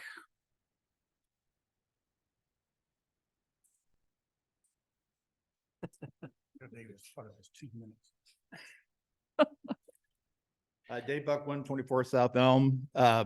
First of all, I'm an Episcopalian, but I won't hold that against them. 3 points. First, you know that the 5 cup factors and the no answers just drive me nuts. Instead, how about this? 1, Webster Pres has a judge good idea. Yes. 2, will fill an important need. Yes. 3, will benefit lots of people. Yes. 4, will add value to our community. Yes. 5, make smart use of an underutilized asset. Yes. Second, this proposal, I think, taps into another important big need and trend in our community. Religion, as most people know, is on the decline in America. Church attendance in Webster Groves, it seems, is down across the board, which should naturally then free up space in other large churches like Emmanuel Episcopal Church, First Congregational, Mary Queen of Peace, et cetera, et cetera. And I think the big example is that the Peace Church moved into unused space at Eden Seminary, and look at that union that was made possible. So I think we need to, it hopefully will help us think more creatively about what we use unused space for. Third, I'm not really sure that this cup is actually really needed, given that a few months ago, you all approved the cup for Different Dynamics, which is a great new music education group, very much needed and unique and different to our city to take up residence in some of the space in Webster Presbyterian. And Karen, I kind of have a different opinion of you about, I like the fact that new proposed businesses and organizations have to come in front of, each have to come in front of city council, because you get to know the people, you get to hear them present their business, give their rationale for it. And in the case of Different Dynamics, for example, Jessica Ingram is a terrific person. She's associated with the St. Louis Symphony, and she's passionate about her work. And that comes through when each business comes and presents. So that's it. Thank you very much. It looks like John Stassi, who is online, or you have your hand raised, sir. Is that for the public comment for the public hearing, or just a general public comment? They're going to allow you to speak right now.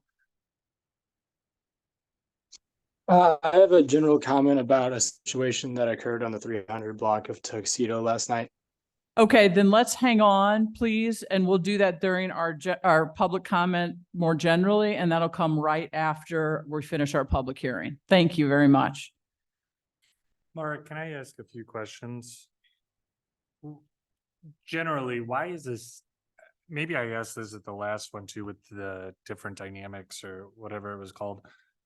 Why is this coming to council? Like, why do they need a CUP to operate out of this facility? So their use is a use that falls under the educational camp or educational uses, which means that there are groups of people gathering at one point in time. So whenever we have classes or other things like that in our D commercial district, due to the parking constraints, we always review and look at what that would be, because they're coming for concentrated points of time, large group of people all coming with their cars. And so you always review things that are a karate studio or yoga studio and other things like that, because of the limited parking that we have in that particular area. If it was going into one of the business locations that didn't have its own parking lot, that would be where the council would make that determination. Is that going to cause problems or issues to our overall sort of balance of parking in the area? So theoretically, like, would Holy Redeemer or Mary Queen of Peace need a CUP to operate a Sunday school? No. But what's the difference? So now let me rephrase: a Sunday school versus a daycare center, so a nursery school. If it is a daycare center or nursery school, it would need a CUP. If they're just running their Sunday school, it's part of it. It's accessory to the religious institution that's already there. In this case, the church is leasing out space to other entities to use a part of their building that they're not using during the week. Is the leased out space taxable? The leased out space is not taxable. So they still fall under the exempt status? So the businesses themselves will be obtaining business licenses, and those business licenses will be based on their status. Are they a not-for-profit or are they for-profit? So they'll be paying for their business license themselves, but the building itself is still under the tax exempt status of the church. Owned by a non-for-profit. All right, understood. Thank you very much. Right. Other questions or comments? All right, Mr. City Attorney, you're on. Upon closing the public hearing, I would move for the admission of the following exhibits. Number one, the Plan Commission staff report prepared by Mara Perry, the Director of Planning and Development, for a meeting date September the 11th of 2023. Number two, the written statement from Webster Groves Presbyterian Church. Number three, preliminary floor plans.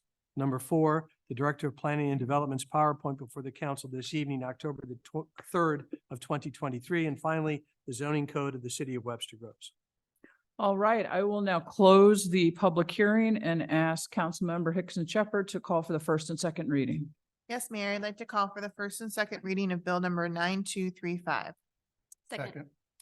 Bill 9235, first reading. An ordinance granting a conditional use permit to Webster Groves Presbyterian Church to allow for shared spaces within an existing building for multiple tenants operating under educational facility, school for the arts use on an approximately 1.67 acre tract of land in an existing structure at 45 West Lockwood Avenue in the D Commercial District and matters related thereto.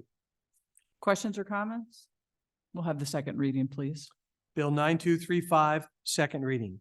An ordinance granting a conditional use permit to Webster Groves Presbyterian Church to allow for shared spaces within an existing building for multiple tenants operating under educational facility, school for the arts use on an approximately 1.67 acre tract of land in an existing structure at 45 West Lockwood Avenue in the D Commercial District and matters related thereto.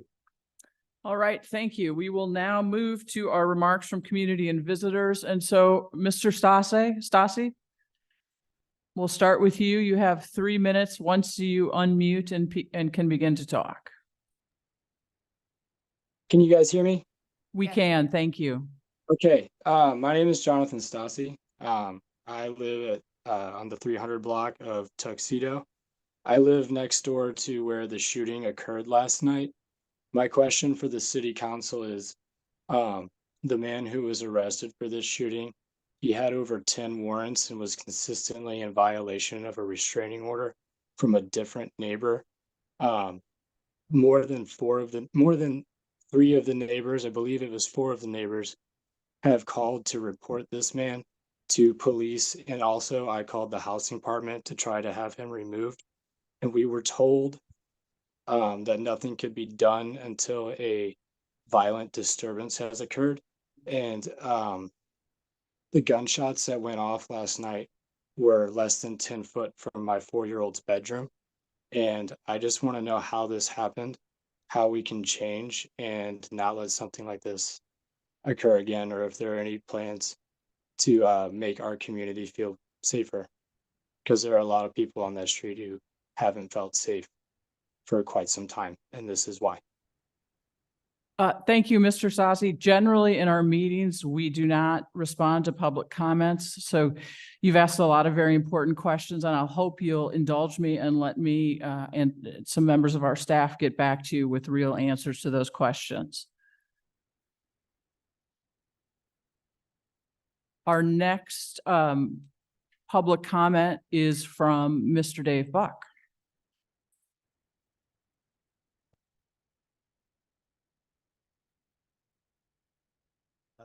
Dave Buck, 124 South Elm. I'd like to share some remarks regarding our Black community.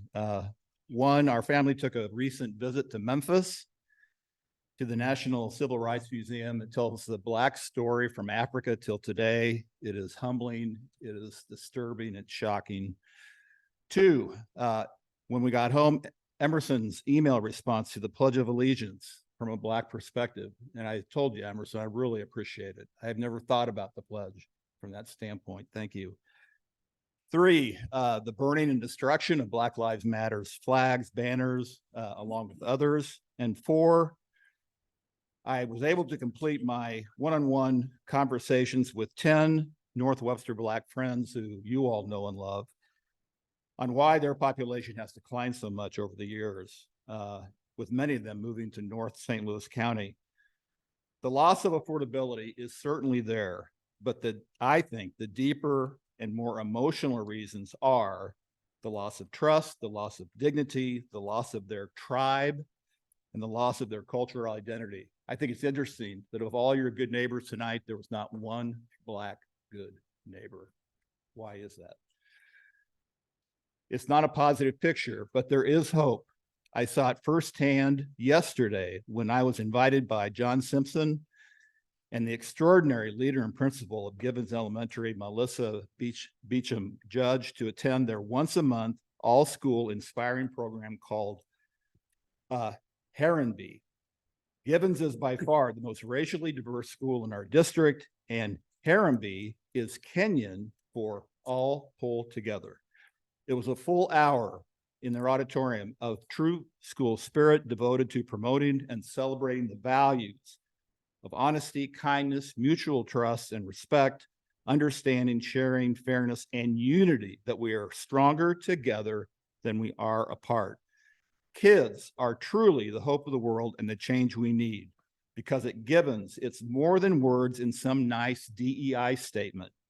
They work hard and they live their values every day for their kids to create positive actions, friendships, and unity between two races, and we adults can learn a lot from them. I cannot speak for city council. I'm just one resident, but all I know is that I need to do more before it is too late to stop the decline. I don't want to lose Kelvin Cunningham. I don't want to lose Rosalind Croft. And that's where we're headed. But inspired by the kids at Gibbon, I have a couple of new ideas that may help do this. So stay tuned. Thank you. Thank you, Dave. It looks like we also have another hand raised online, and I only see the name Babcock. So if you could introduce yourself as you are allowed to talk here, and you have 3 minutes once you are able to talk and begin. Hello, my name is Nathan Babcock, actually. Oh, Babcock's. My apologies. Thank you. I wanted to draw together the two most recent comments. The individual spoke just a moment ago, as well as Mr. Stassi. Mr. Stassi refers to a very unfortunate event that occurred yesterday, and I should like to point out that the individual in question, the person who is potentially the suspect involved in a shooting that occurred in the 300 block of Tuxedo Boulevard yesterday, harassed a young African-American girl of 12 years old who was chased down Glen Avenue, whose father intervened to prevent this. And it's very disturbing that things like this happen, that complaints have been going on for 3+ years, and that that girl, as well as other children like my own daughter, don't feel safe walking down the street because we refuse to take action against people who are mentally disturbed, who will commit violence. It's very problematic. I would think that citizens would feel more comfortable in the area if the city would do a bit more to enforce its own ordinances and rules concerning people who live illegally in people's backyards and trailers and in tents in people's backyards. And the situation Mr. Stassi refers to is something that has been a problem for a portion of the community for several years. That's really all I like to say at this time, but thank you for your attention. Thank you very much, Mr. Babcock. All right. We have no more hands? I have no more cards. All right, we will move on. Does anyone have new business from the mayor, council, others? No? No. Okay. We're going to move on to our new business that is on the agenda and start with the Charter Advisory Review Board recommendations discussion. And we really aren't going to discuss the CRAB report tonight. I just wanted to give you all a little bit of an update and a preview as we will start next time in our regular meetings to discuss the report. The Charter Review Advisory Commission met yesterday. They have a meeting next week as well. They're on target to give us a full report before our next meeting. So I expect it'll be in your next packet. And that means we need to really give some thought to how we're going to pursue the recommendations that they give us and do justice to the time and effort that they've put into the process for this year. I think there are a number of things that went into thinking about how we might go forward, and you have a proposed schedule in being sensitive to ballot timing, ballot options, how many things go on a ballot at a time, making sure we have plenty of time for important issues. We, in some cases, may decide that it would be important for an election to intervene and before we really send some of these things to the ballot. So all I'm asking for you to do is you will get that report. And when you have that report, take a look at the schedule that you now have and come prepared next time to ask questions about that schedule. If you want to make changes to it, approach it differently, certainly we can. But I wanted you to have that in your hands when we received the report. The second document you received, I am going to defer to Mr. Peterson to talk about, and that's some public engagement options. And the same thing holds true for this document. We just wanted, as you're looking at the CRAB report, for you to have some options in front of you. And at our next meeting, we can discuss the specifics and the timing of some of these items. Thank you, Madam Mayor, and members. The mayor did really encapsulate that well. Obviously, public engagement, pre your action, so pre-sending something to the ballot. So we're talking really this fall and through to December, January. What kind of engagement do you think you need to hear from the community that you need to have as input on what you send to the ballot? But then also some of these items, and I look at Councilmember Bliss, marketing collateral and those types of things. If there's an item as you're thinking about this that you're not going to send to the ballot or something you really think we need, those are the kinds of things we need to know as you walk through the report and really pull those things together. We obviously don't want to spend a lot of staff time working on an issue if it's something that across the board you all are like, we don't want to put that in front of the voters. So no decisions tonight. Want to pass this to you. These are options. This is a load of stuff here. Doesn't have to all be done. It can all be done. So you let us know when we come back and reconvene on those issues. All right. Thank you very much, Mr. Peterson. Let's go ahead then. And item number 2, Councilwoman Alexander, would you call for the first and second reading of Bill number 9236, please? Yes, Mayor, I'd like to call for the first and second reading of Bill number 9236. Do I have a second? Second. Bill 9236, first reading, an ordinance permitting the subdivision of certain property at 617 Grant Court and 614 Grant Court in the A2 15,000 square foot residence district.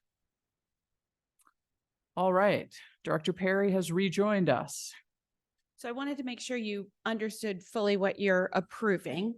So the plat, normally a boundary adjustment plat doesn't come to the council at all.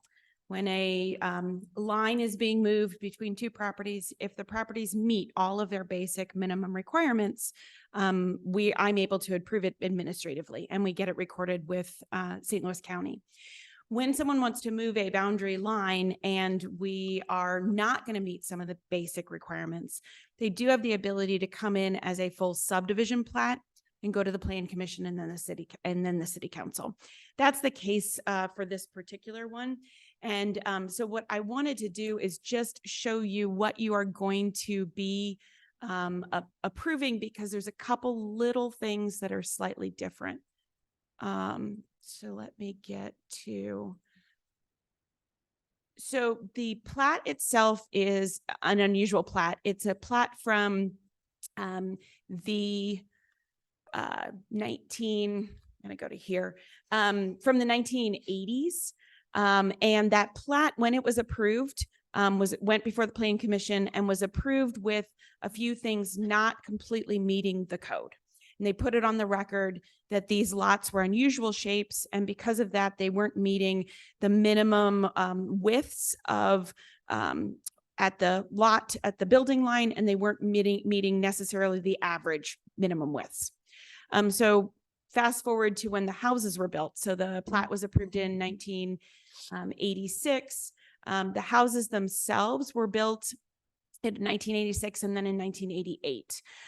Those houses, which are on the two lots, one highlighted in red and one highlighted in blue, those two lots have a number of elements that don't meet the setbacks for that particular zoning district. Over the years, some things have been done on the properties. And so now with two new owners, the owners would like to move that lot line so that they can better establish, there's a shared driveway that has to be used by both the property owners. So by moving that lot line, they're trying to get the driveway exclusively on the property to the north, and then have the other property to the south to themselves. The reason why it's before the council is they have to meet a couple different things that would be special exceptions, which can be approved with this plat. And so those exceptions are the houses and structures. There's two houses and then there's a detached garage. There's minimum lot requirements that are supposed to be met in this particular zoning district. The new lot that would be created to the south is not going to meet the minimum requirements of the 15,000 square feet. So that's one of the things that needs to be approved. As well as the various houses don't meet they were built over lot lines or over setbacks. So in the case of this, both the house to the south and the detached garage to the north are over the front setback line.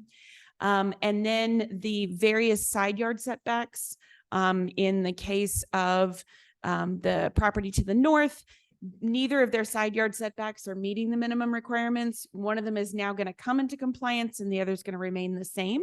And then for the house to the south, the new lot line is going to actually make their setback not be in compliance.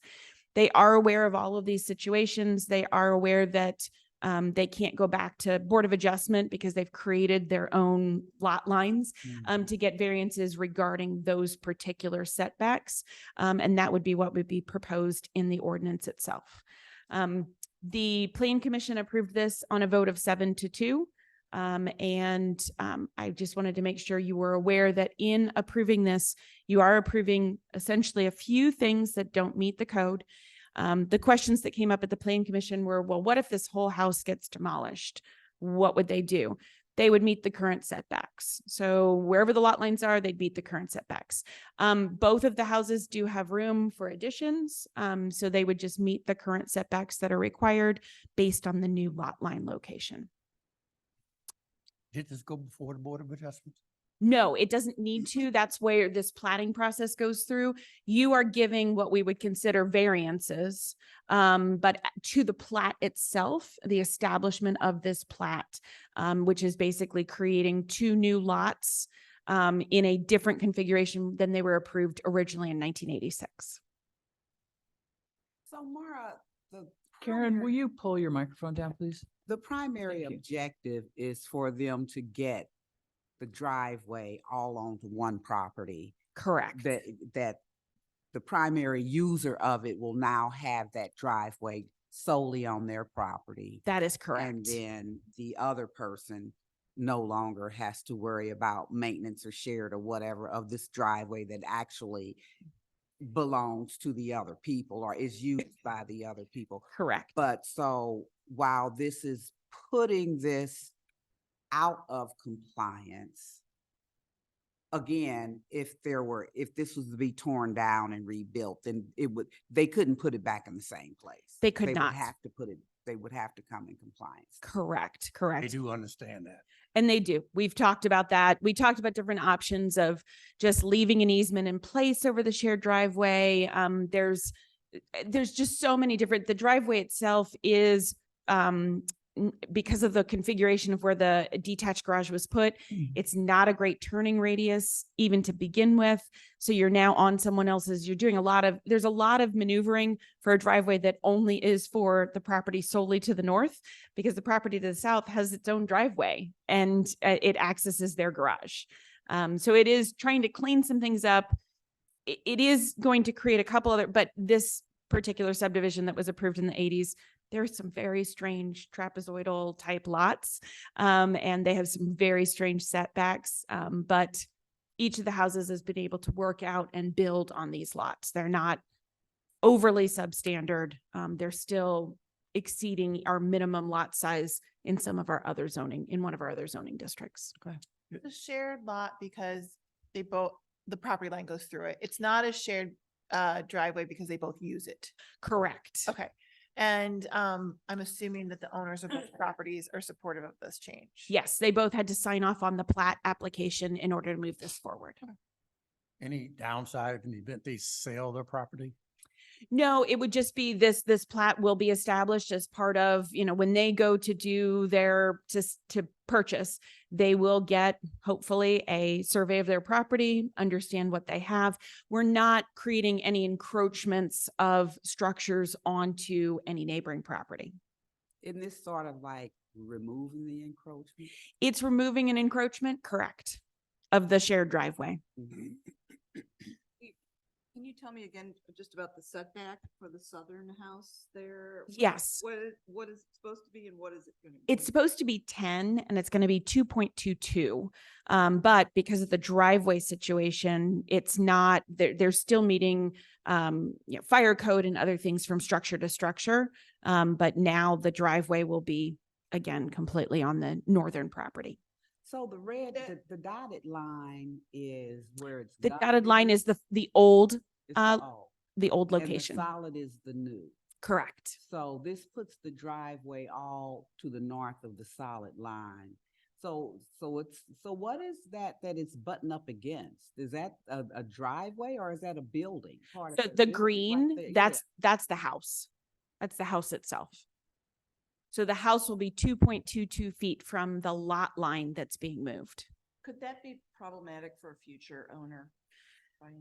If everything stays as existing, it's not. And we've talked through, what they're going to need, but if there's ever if there's ever more than 50% that the house is destroyed, there's a fire, they would have to bring that into compliance with the current setbacks and codes. But so right now, the difficulty of positioning and the turn radius, all of that's happening anyway. The only thing that's going on different is that on paper, The entire driveway will be on the property that uses the driveway. But then there's like lawn too, right? Or 2 feet. I mean, it goes back like the bottom point of the triangle. Like it looks like it's more than just the driveway. It is more than just the driveway. They just did a natural straight back and then at a key point took the turn to make it reconnect. So is the black dotted line, is that driveway? So the driveway is right. The driveway goes all the way to here. So they had that line continue past the concrete drive a distance and then go back. All right, other questions for Mara here? Any discussion? We'll have our second reading then, please. Bill 9236, second reading. An ordinance permitting the subdivision of certain property at 617 Grant Court and 614 Grant Court in the A2 15,000 square foot residence district.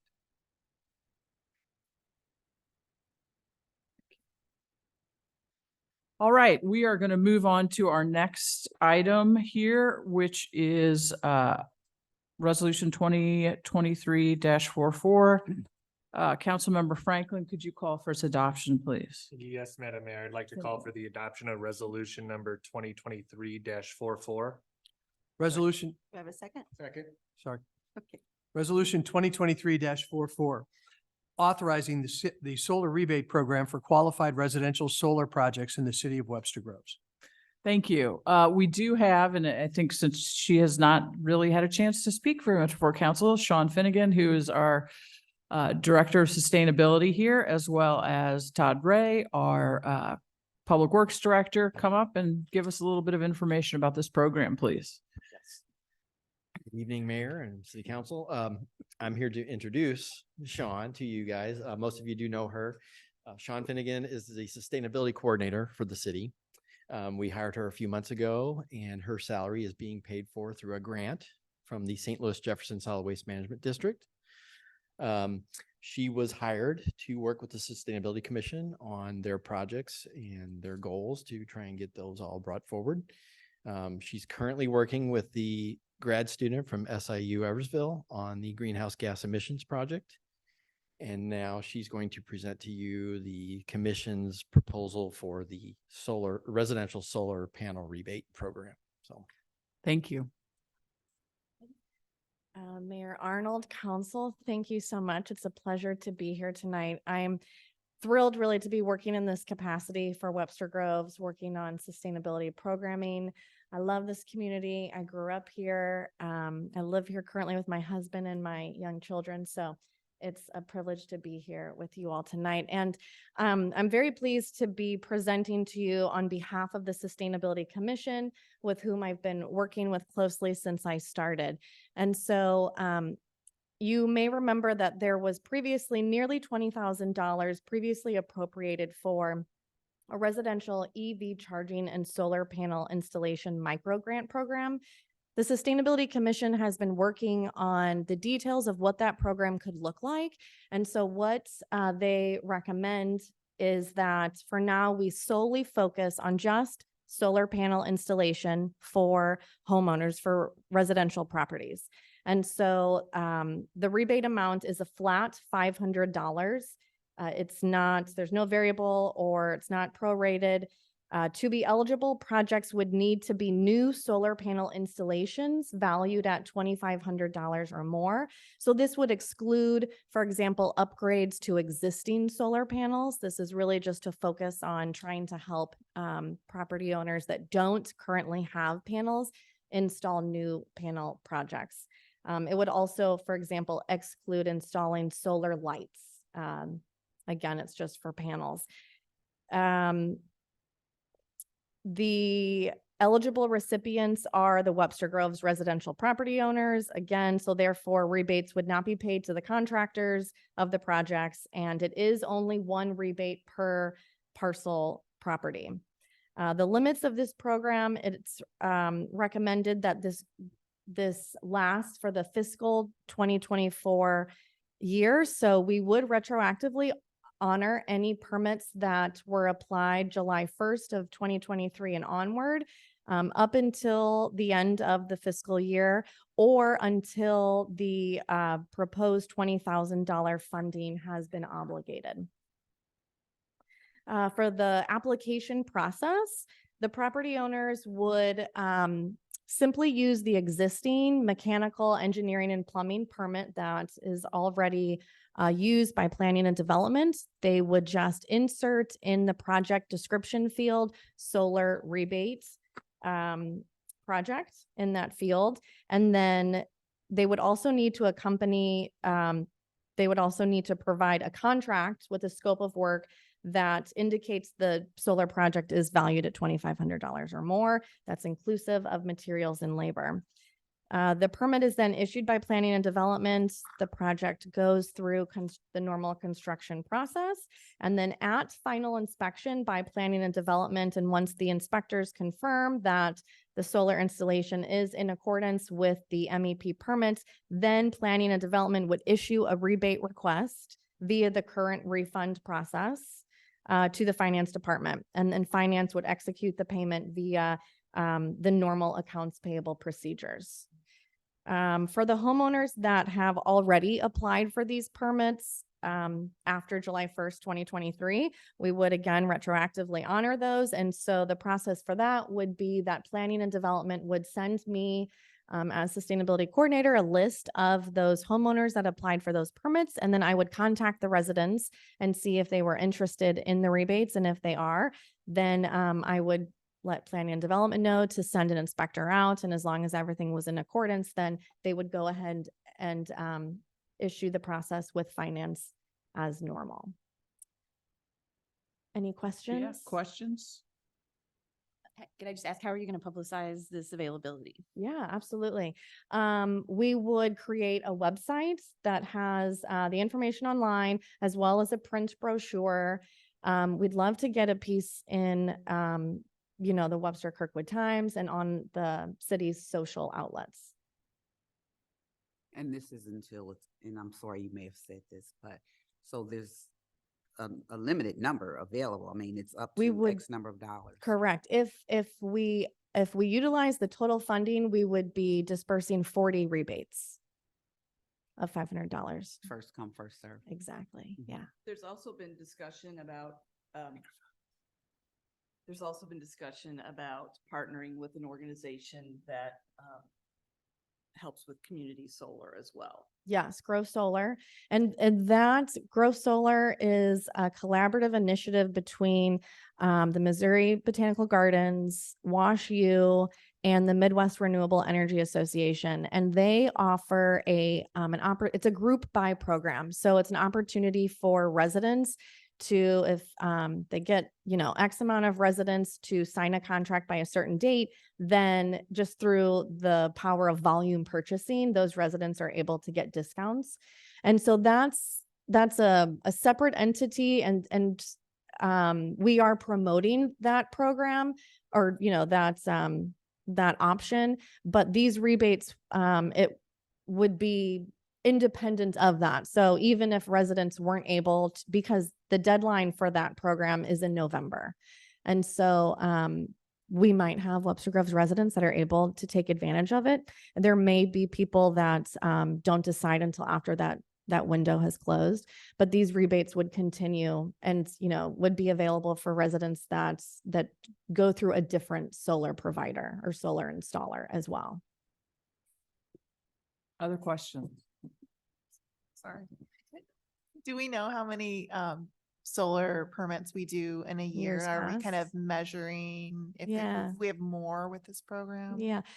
Currently, as of a couple weeks ago, I think when I last asked Mara, for this year, we had about 7 truly solar panel. There have been for this year, Since July 1 or No, calendar? actually since January Okay. 1.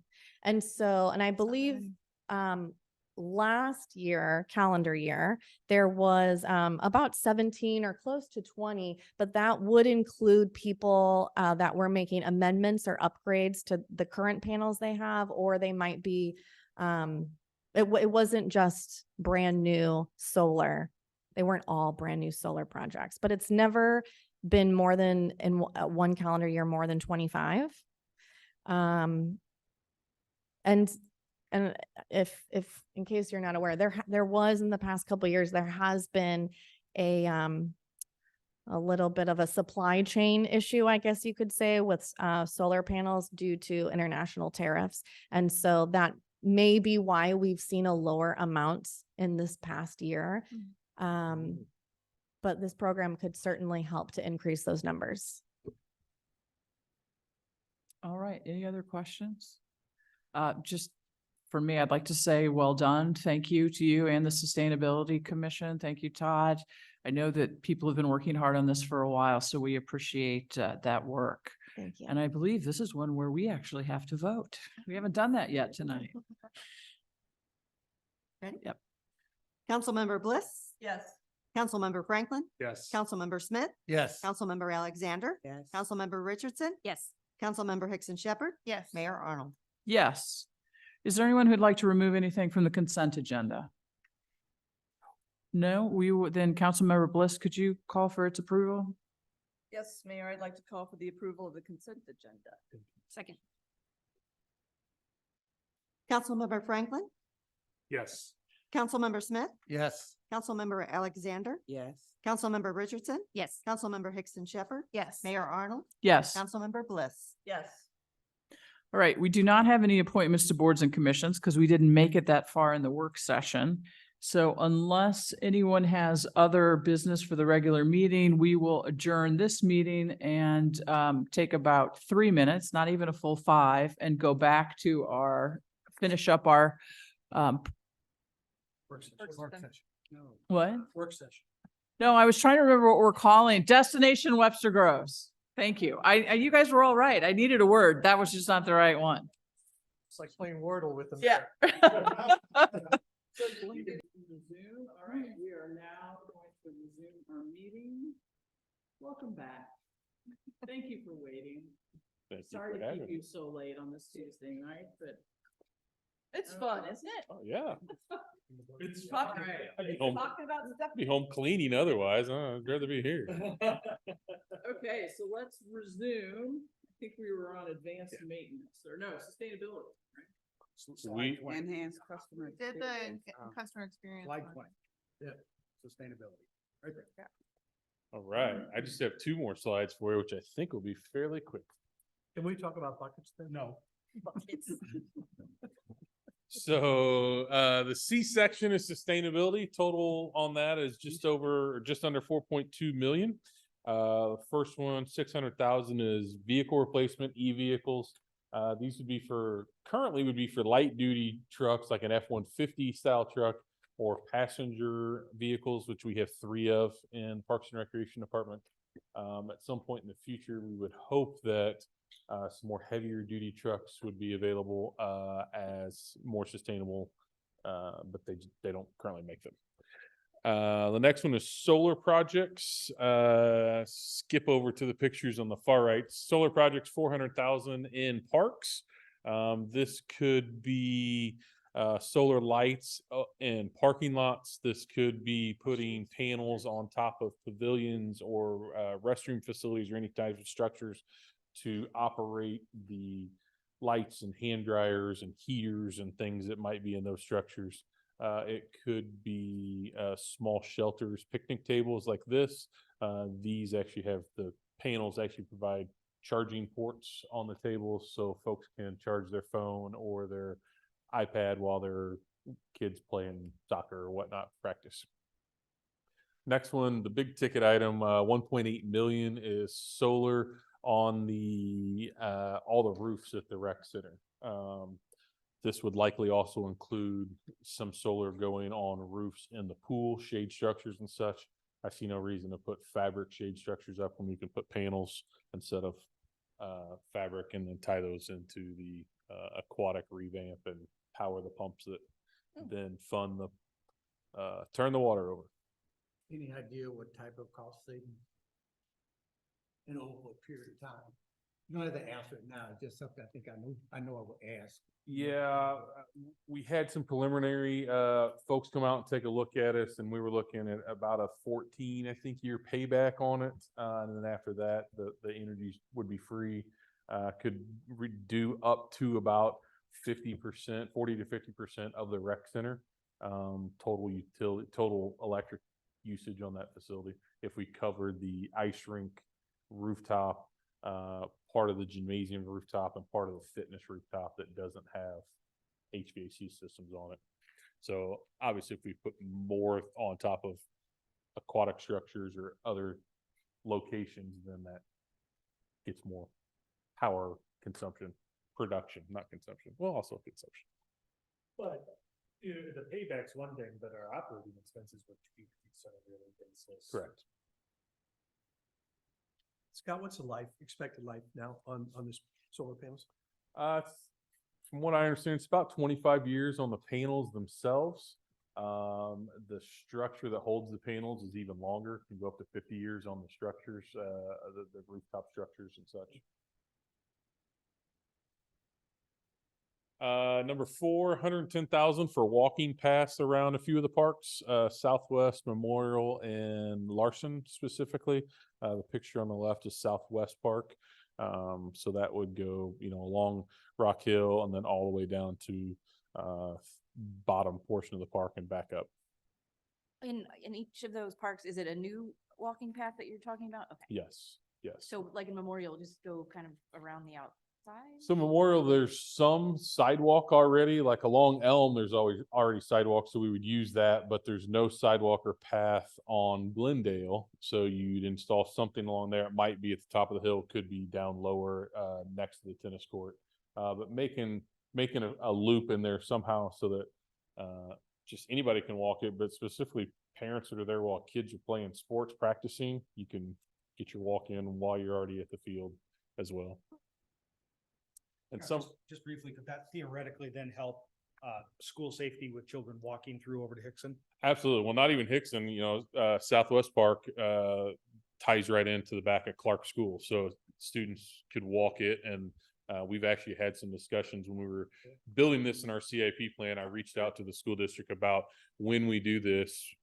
I think it would be a good time if you could also put some money in to do your pathway from the back of Clark to tie into this one in the park type of thing. So we've had some of those discussions. They were like, "Ooh, that sounds like a great idea too." So just coordinating when those would happen. Another school safety walking path is the Elm Avenue proposed trail. That's the South Elm Avenue. This $985,000 would be the matching grant to a federal grant that Public Works is already in process with. That would put a 10-foot path on the side of the roadway for multimodal for bikes and pedestrians to use outside of the roadway. Since that is Parks and Recreation, it can be folded into this, even though that would be built by a Public Works project.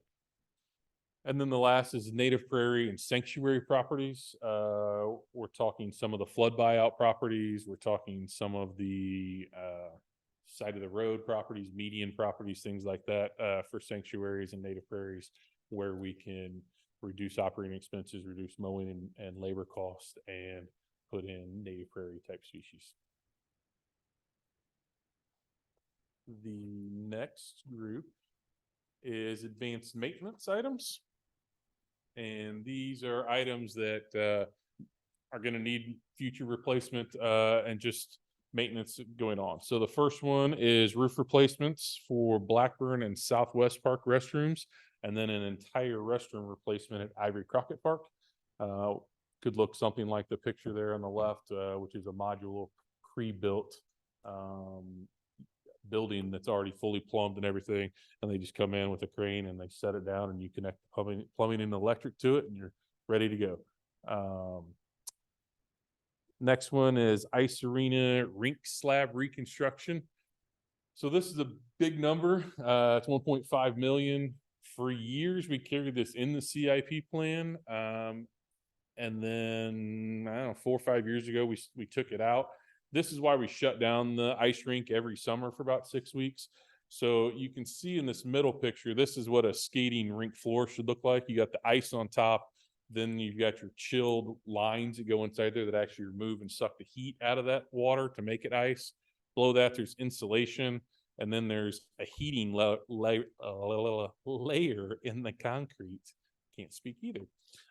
We have lost that heating layer throughout the years. The pipes that are in there have broken. We no longer have heat. So when our ice rink freezes, it continually freezes any groundwater that's in the ground until that groundwater, it's an inverted pyramid, and it just keeps freezing and freezing and freezing until it hits bedrock. And when it does, then it starts pushing back up. And that's why our concrete slab gets some motion. The deeper into the season we get, the more that elevates. We've been pretty successful over the last, well, we've been doing it the whole 9+ years that I've been here, shutting down in the summer. It works. It thaws some of that out so we don't get as much motion. At some point, though, with that heaving, we're going to break the actual refrigeration lines. So Scott, if that happens, how long are we out of commission in the ice arena? In an emergency situation, I mean, you're probably looking at 7 months if it's not planned. If you plan for it so that you can go in and have equipment on hand and ready to do and dig it out and do it right, you might get that down to 4 months or so. It's in the process. You have to remove all the concrete.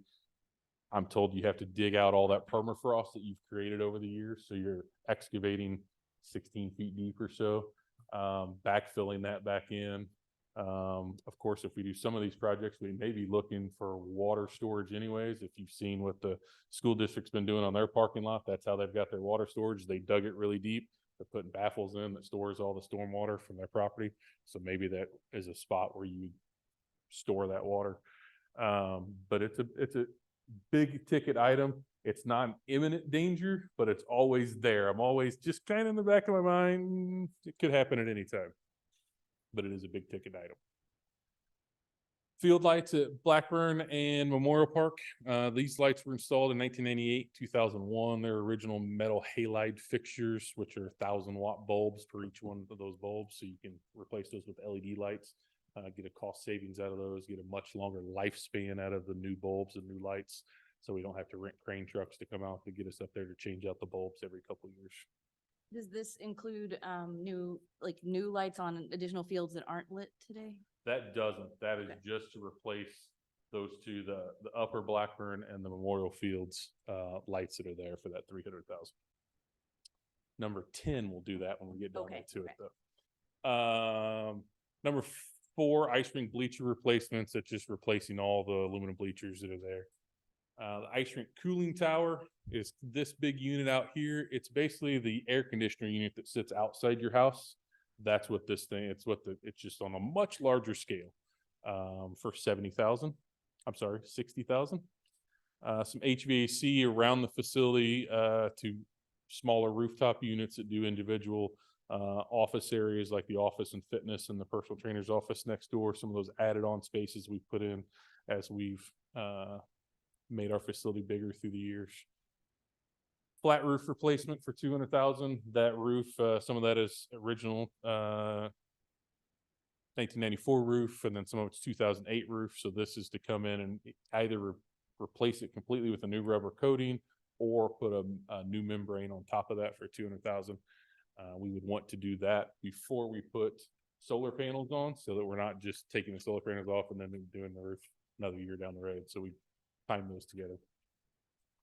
Tennis court replacement, not replacements, refinishing at Blackburn, Ivory Crockett, and Memorial. These are new paint surfaces, new top coatings, new stripes and lines for them. Parking lots, general upkeep on the parking lots, replacing seal coats, keep those improving. You do that every 3 to 4 years on your parking lots. Number 10, Councilperson Richardson, is the new field improvements. That is if the open air theater would go in a place on Memorial Field or something where we'd lose one of those lit fields. This number 10 would then potentially replace that lit field at a new location somewhere in the park system. And the thought would be maybe to just improve one of the existing fields to be sort of a better, more regulation Yes. size and Yep. with lights. Yes, ma'am. And then last, number 11 is park mechanized equipment. One picture there on the right is it's called a spider lift. It's for tree work out in the park, so you can crawl around on the tracks.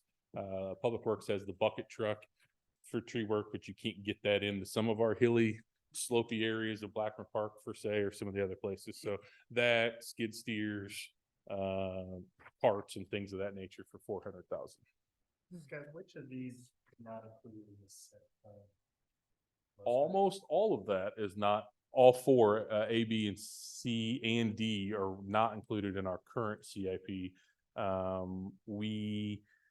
We funded things in the current fiscal year in our CIP, and most everything else was removed out of both the CIP and the Park Improvement Fund for the 5-year plan in the future, likely going to this. So if it doesn't go into a bond issue, then we would replace those back into the CIP again. They were there, but Scott, where are the goats? for some of them. Where the goats are not, I didn't see any goats. Where are the goats? The goats are What if we want them for labor, own they're in a goats? different Should deal, be able to capitalize. and they are covered. They are covered. There's no maintenance in the bond. And this actually may be for Eric, but in terms of the CIP, we do have the Elm multi-purpose trail, that's in the SIP, our master. Yes, plan. yeah, so that one was, because again, before we got the grant and looked at the whole uses, that is in the SIP plan. Again, we don't necessarily have the greatest funding source identified for $1 million when, obviously the capital improvement plan is just a shy of $1 million a year, or a little over $1 million a year, so. Ready to move on to the next one? All right, we'll move on then. I grab my mouse and see where I'm at there. So we're going to talk just briefly about reserve costs, and this is really important for you to think about as you think about the whole scope of this. First of all, costs are going to continue to go up. We're going to have some inflation. We see core inflation going down, which is a great thing, but we're going to have cost escalation. By the time we get to FY 26, maybe 27 for some of these projects, costs will go up. The outdoor pool already has a contingency built into its cost. That 12 million is just shy of about 900,000 is already built into that number for the outdoor pool. But if any of the other projects, so you have about $10 million if you go and want to go to the full 22.1, generally we put 10%, we would say, of a construction project should be held in some kind of contingency. So if you take that 10 million and make that all construction, we're going to want to hold some in contingency across those projects and reserves. Now, if it's capital stuff we're buying, we don't necessarily have to have that contingency built in the same way. But I just want you to think about that as we think both pre-election and post-election, should it be authorized, what's the amount needed for that contingency as we look at the whole scope of this.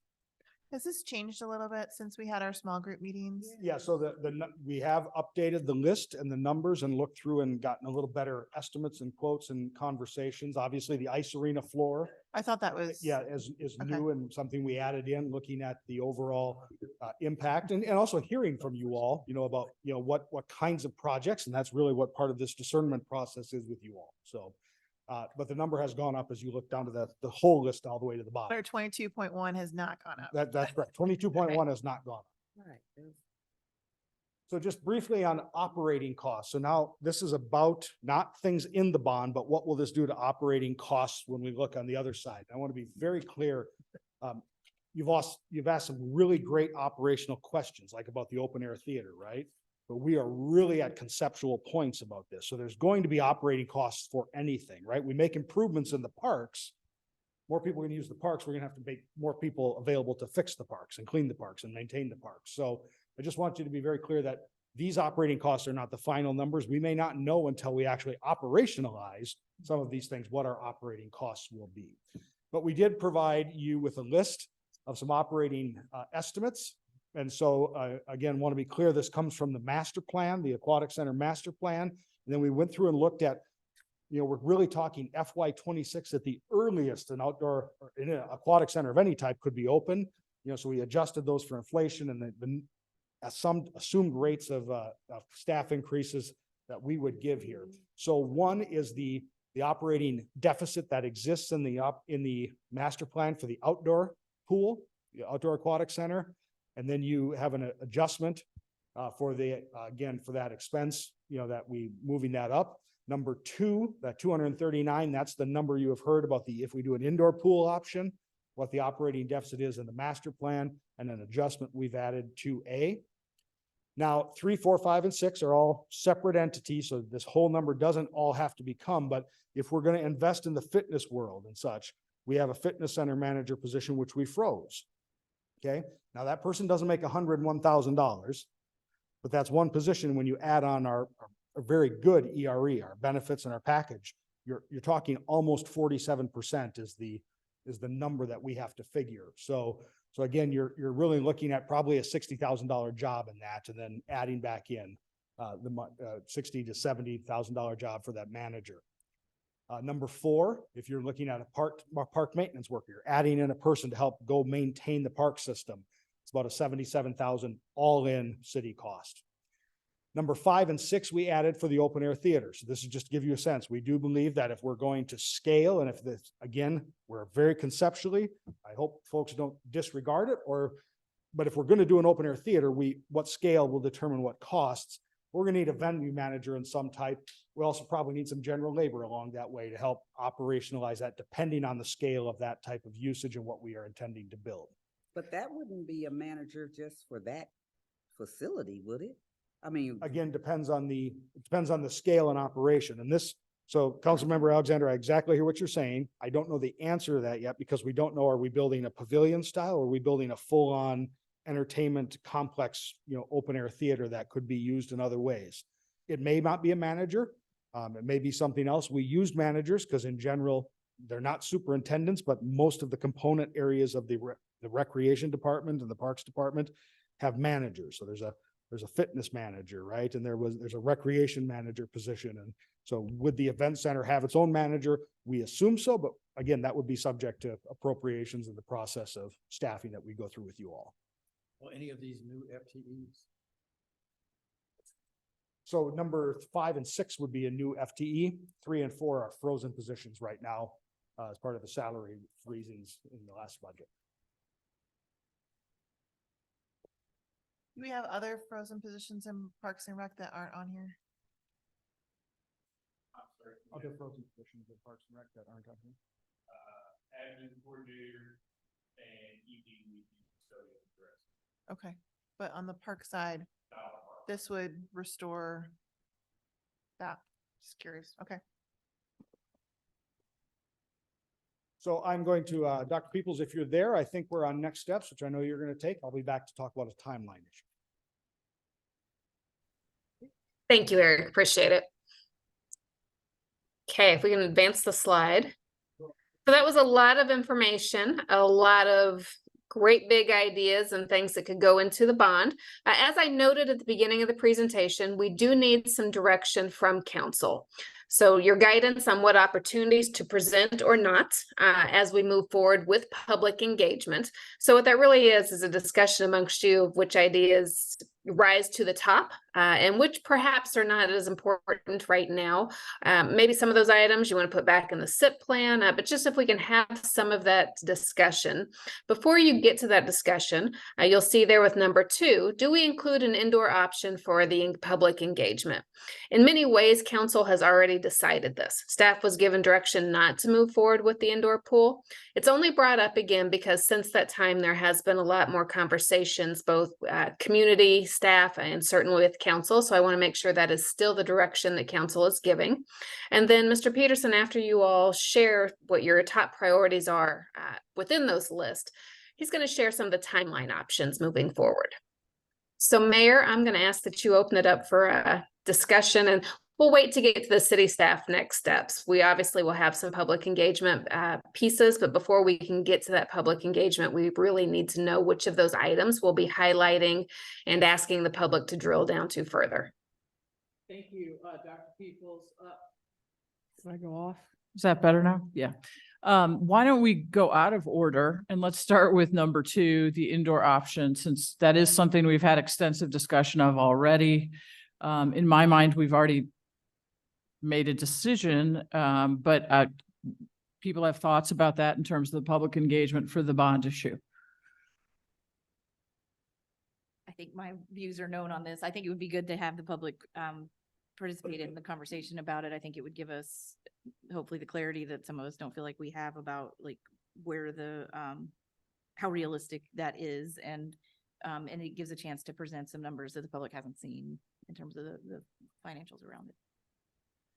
I think the last time we talked about it, we were gonna kind of do some digging on what the options might be for funding this, whether that's a partnership or a future ballot issue or things like that. We had talked about like, what if we don't do it now, building the new pool in a way so that it could be done later. And I didn't know if we had any answers, any more information that would help us make a decision now on possibilities for funding that. Councilwoman Hickson Shepherd. Oh, I apologize. So we don't have additional ideas on funding. You're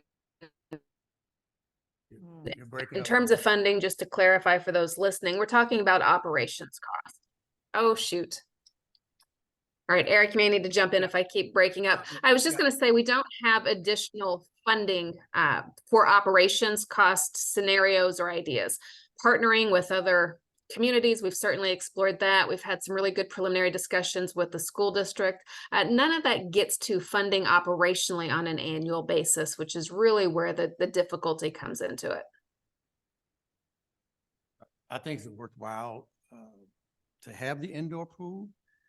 If the community like to consider, I would be all in favor of putting something on the ballot for them to take care of that expense with additional tax. Because the funding, because that would be an ongoing cost.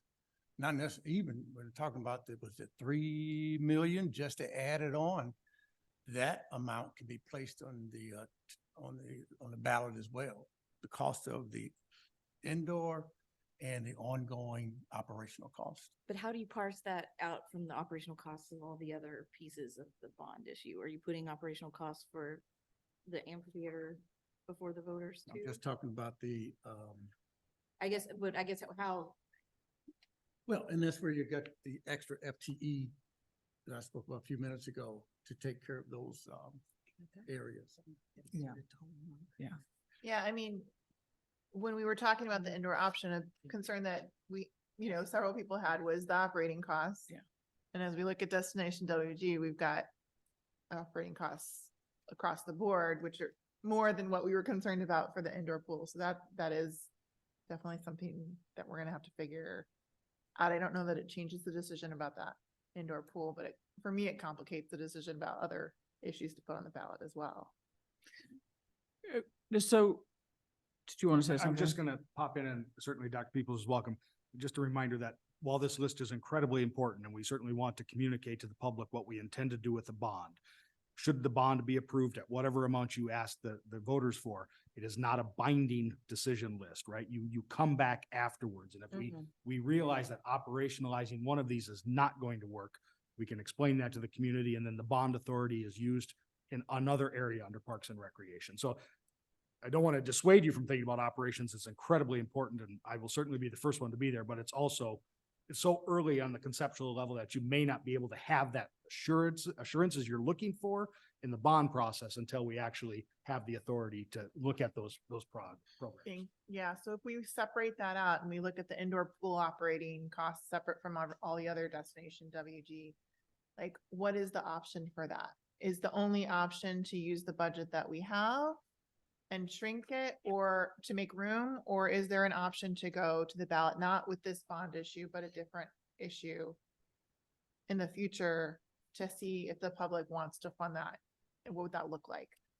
So Eric, I think to some degree, this is a question for you. For the sake of argument, and let me see if I'm translating correctly.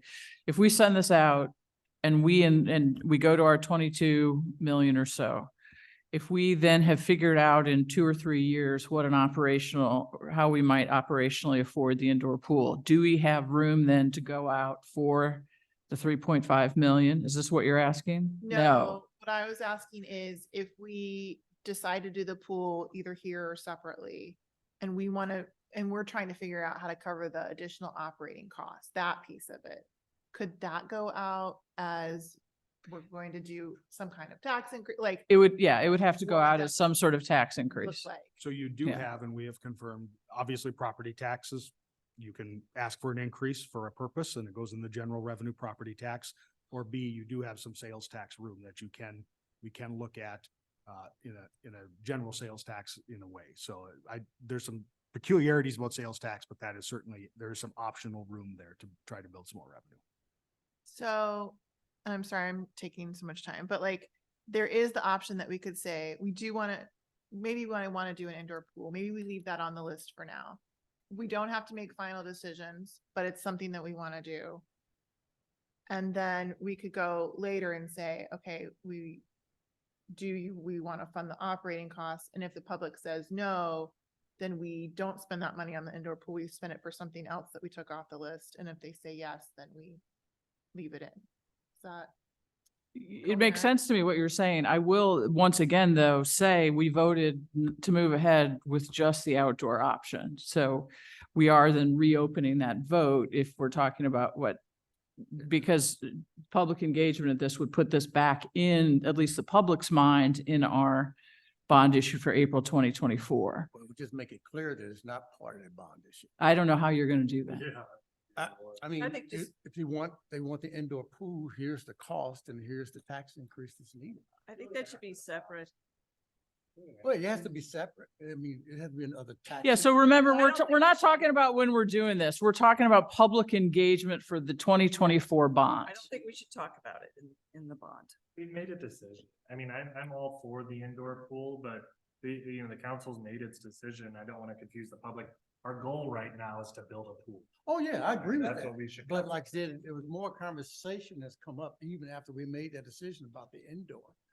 If they want it, they have to pay for it. We I heard don't think we should overwhelmingly from confuse the issue right now. the focus groups that that's what they wanted. And we didn't ever kind of have that direct interaction with them for them to talk to us and ask their questions about it, or for us to ask them questions and understand their appetite for any kind of extra cost.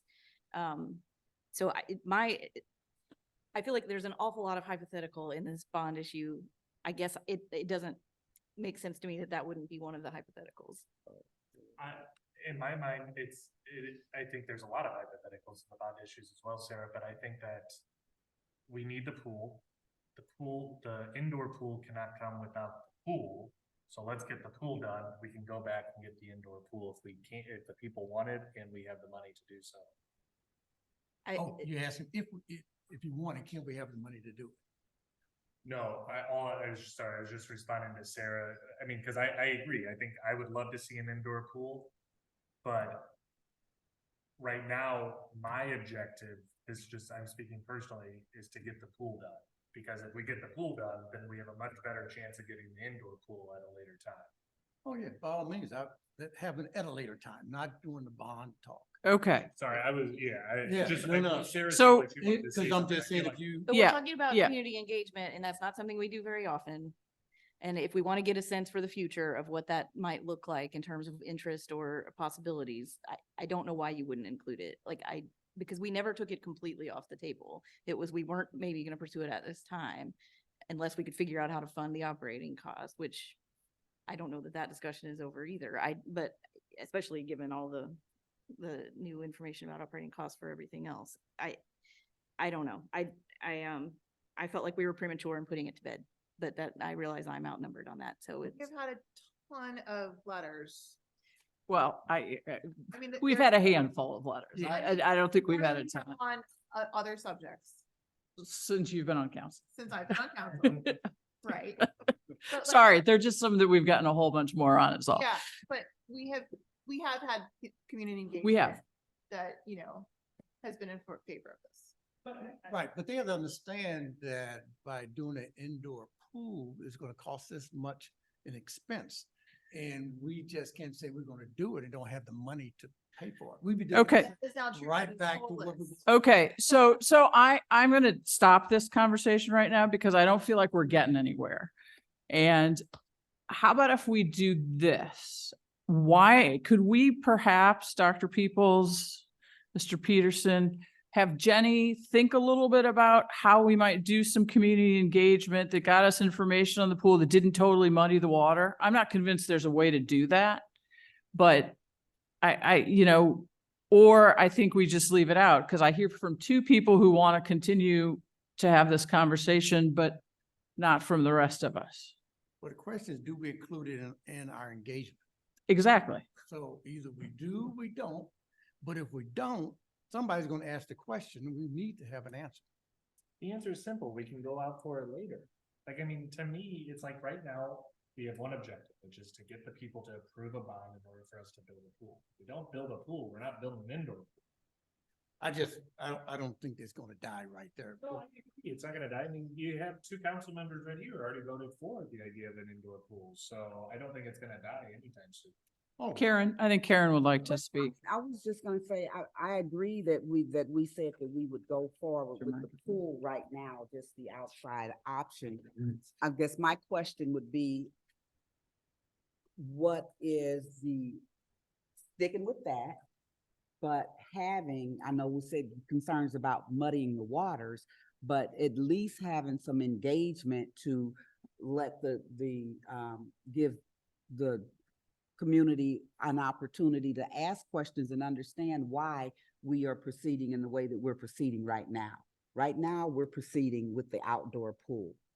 And, if we're doing our plans for down the road, have to take into consideration the cost, this, that, whatever. I just don't know that, to me, that's an opportunity to make it clear for them why we can't include that right now and what has to happen for us to consider that down the road. The biggest thing being the annual cost that we can't just pull out of the air. We have a destination Webster Groves 2026 and then a destination Webster Groves 2035 or whatever. Councilmember Bliss would like to speak on this issue. I think it's too much of a tease to say we might be doing this still. It muddies the water. We're talking about a no taxes increased bond issue.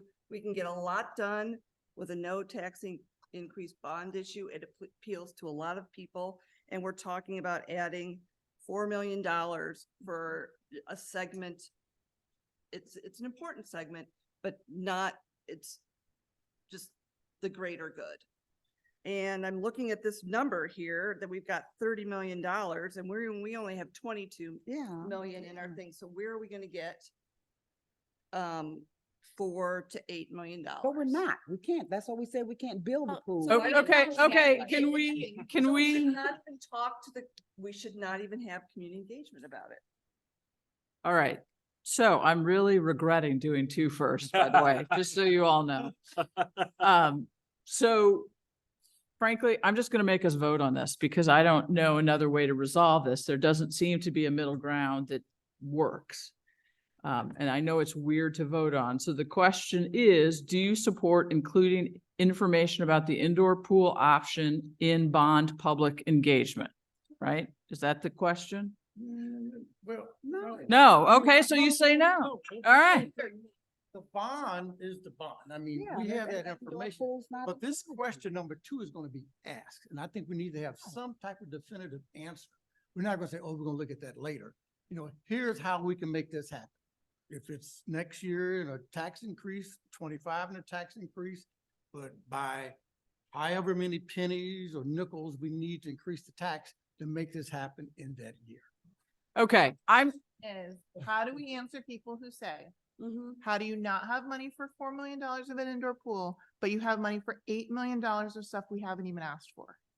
okay. That's So what- that's, what that's, I wanna be able so to that, answer. and no one has ever said we don't have the $4 million for an indoor pool. We've said we don't have the operating costs. I get Right. that. Yeah. I totally get that. Yeah.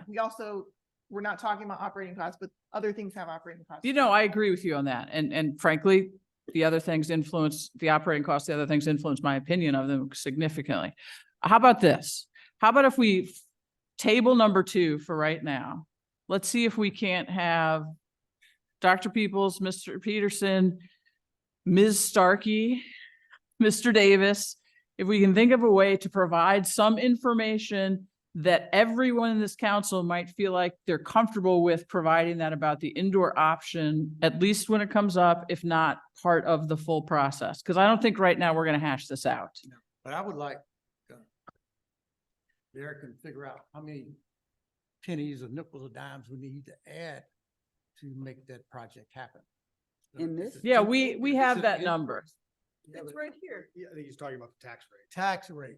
Oh, yeah, okay. We need the tax rate. talk about taxes. We do not want to talk about If this is something that they ask for, this is what it's going to cost. Well, yeah, you two are talking about different things. Yes, go ahead, Dr. Peoples. Thank you. Believe it or not, I think I did kind of glean some direction out of all of that, and it may not be consensus, but and in terms of the operating costs for the other things, like the amphitheater, obviously that had a huge operating cost associated with it. The public engagement is going to help us be able to narrow that down. We're going to be able to get feedback from the public on how large should the amphitheater be? Should it have an idea like, you know, Mr. Davis's, where it also provides pool shelter?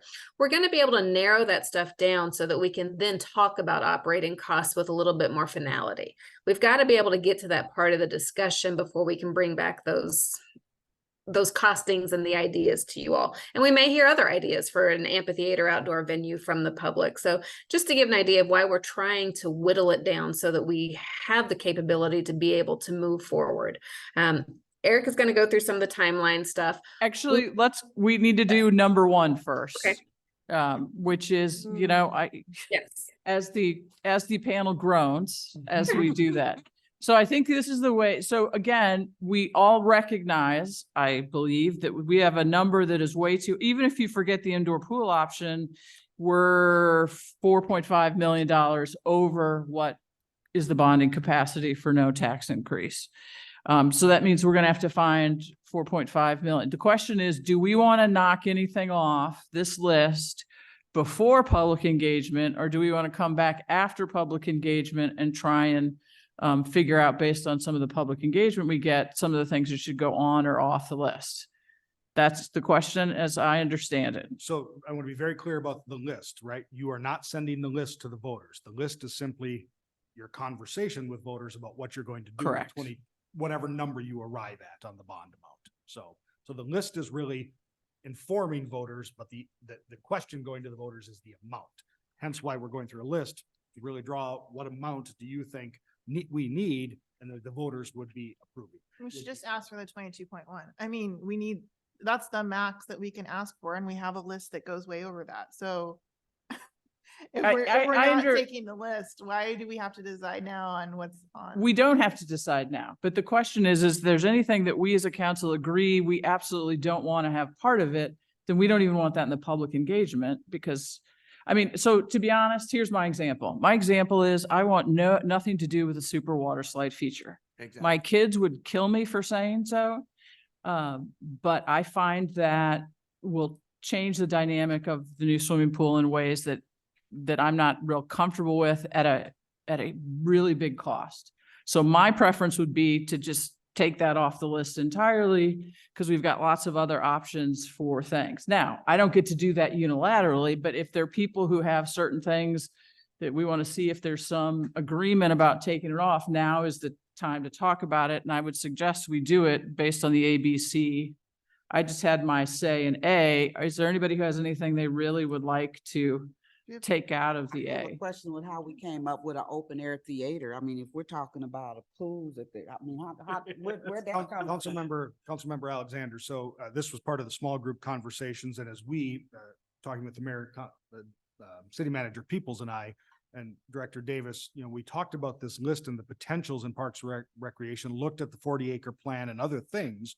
What are the items within the world of Parks and Recreation that may be spaces that we need? And one of the things we have heard repeatedly is, what is our civic space? Where do we do anything, right? I mean, it's Old Webster, we shut down streets. Old Orchard, we're lucky to have Gazebo Park, but there is not a lot of places to have big events or those kinds of moments happen. So that's, I think, where the answer to that question. Dr. Peoples, I don't know if there's anything you wanted to add to that about where that it came from. I would get rid of all of D. Okay, can we finish A Oh, first? yeah, sorry. I thought we were. Can I just ask if we had any clarity from Balancing Act? Like, we already did. Right. did this exercise. So No. I'd be happy to add. So for the people that did it, super water slide feature was nose all the way across the board. So we don't or have to at talk least- about that. Or I should say, I think there was one who was and kept it on. So, but the water slide feature That was you, the one David? that was very evident. So Okay, You yeah, took away our indoor pool. can we go through any of the like things that were certainly, pretty clearly I can do that. if you- weighted? Yeah, why don't you go ahead and Sorry. do that? So And I think, by the way, I think we all got an email on this that included this, so let's review it, but Now we're talking about it again. So So I'll be very clear on A. You all generally agreed with everything in A with the exception of the super slide water feature. Okay. For those that completed it, there was enough, say we had 4 votes on council.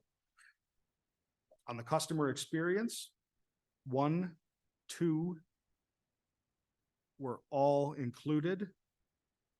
3 was real iffy. 4 and 5 were not well supported. All got that? Yep. Mhm. Yeah. On sustainability, everything received pretty good support. The walking paths, and we may not have described them well, was really mediocre support, but and some of that was the question about replacement or new, and I don't think we answered that well and for your input there.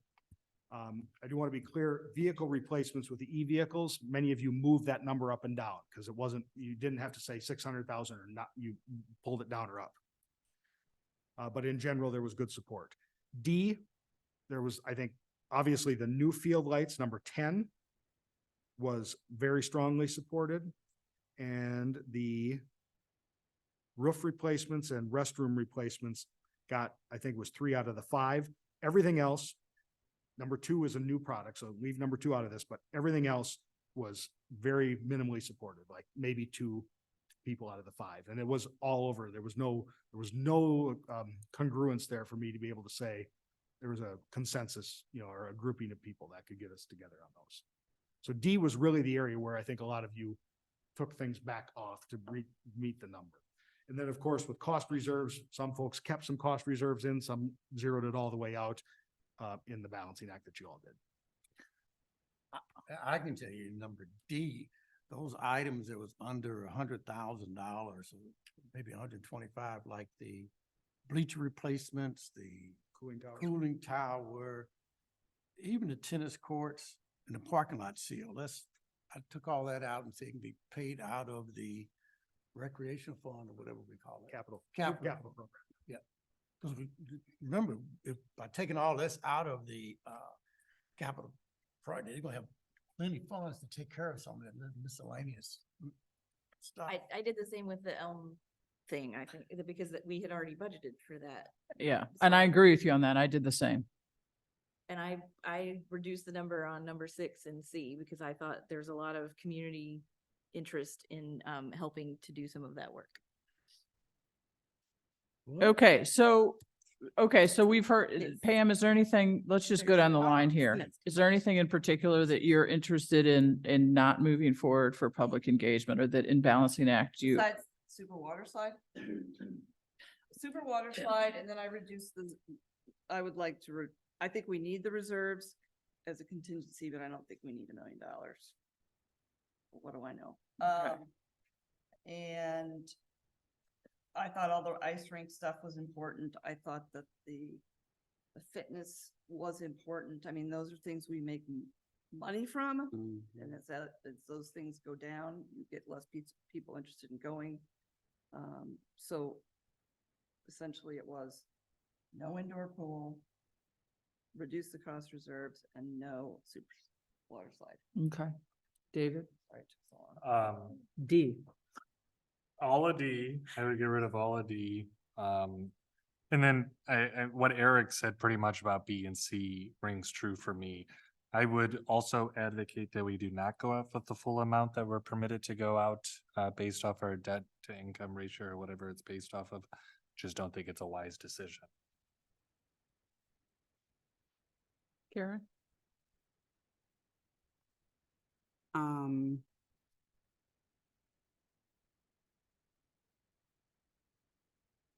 Water slide, I liked your comments that you made about that. I don't need to say that. I do think that because of the amount of revenue, I think I heard in a previous conversation that one of our biggest revenue generators is the ice rink, which is why I think that slab reconstruction is important.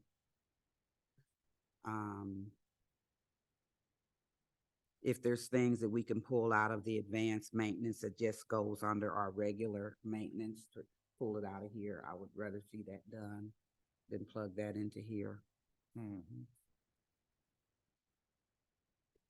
The open air theater, I mean, again, it makes sense to the comment that you said, but I mean, if we're juggling which one is being requested, or, you know, from that's a big dollar. That's a big dollar figure. So I'm saying. Emily? So if we go, I think I did the math right, but if we take out the things we talked about taking out in balancing act, so we take out the super water slide, we take out from B 4 and 5, we take out all but 1 and 10 from D, and we leave in the $1 million for cost reserves. I have that coming at 21.25 million, which would leave us 849, which I would say do the tennis courts because that's another constituent group, and put the rest towards the ice arena rink slab. That would be my take on it. You left the elm, the elm. I left the project. elm, and I don't feel super strongly about that. We're gonna have to cover it from somewhere. So if we don't cover it from here, I'll have to do it from somebody else, someplace else. And I did want to mention it. Yeah, I don't see where we could have a huge construction project without having those reserves. Okay. And the only thing I didn't mention in B, I think all this stuff is important, but I would take out number 3, 4, and 5. Okay, so I see notes being taken. I mean, you all know how I feel about the super water slide.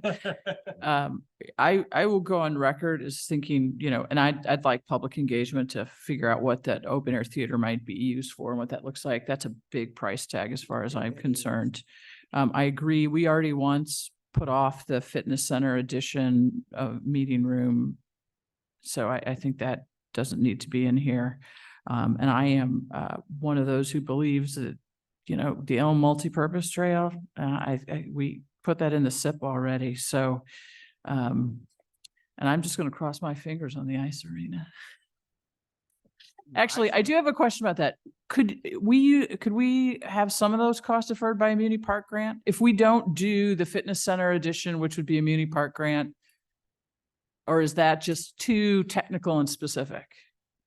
The Muni Park grant will cover anything that's park related. We Okay. can generally get one every 2 years. I'm planning on applying for 2 of them for the pool, for pool related stuffs.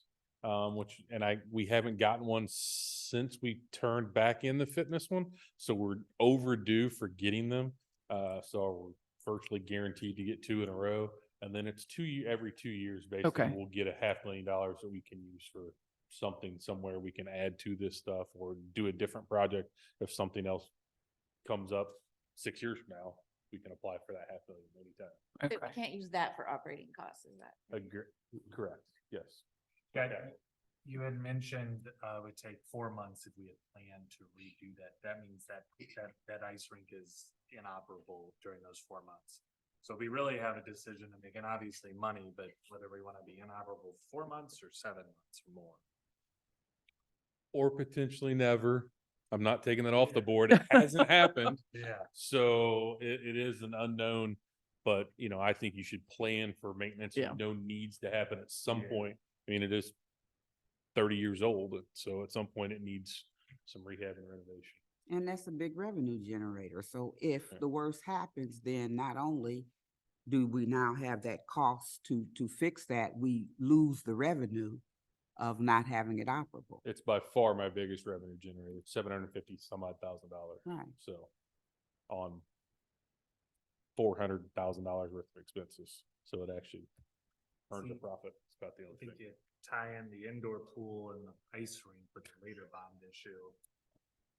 All right, we're not reopening that. Don't. I just have a question about the total, because David, you mentioned maybe not asking for the full amount. I thought that if we don't ask for this full amount, that we lose some of our capacity of what we can ask for. So we did clarify this, and what will happen so let's assume whatever, let's just say 15 million. I'll use that number for ease, okay? So if you ask for 15 million, the voters approve 15 million. When we issue $15 million worth of bonds, we will issue it with a repayment schedule such to keep the tax rate at the tax rate it is at, the 0.210.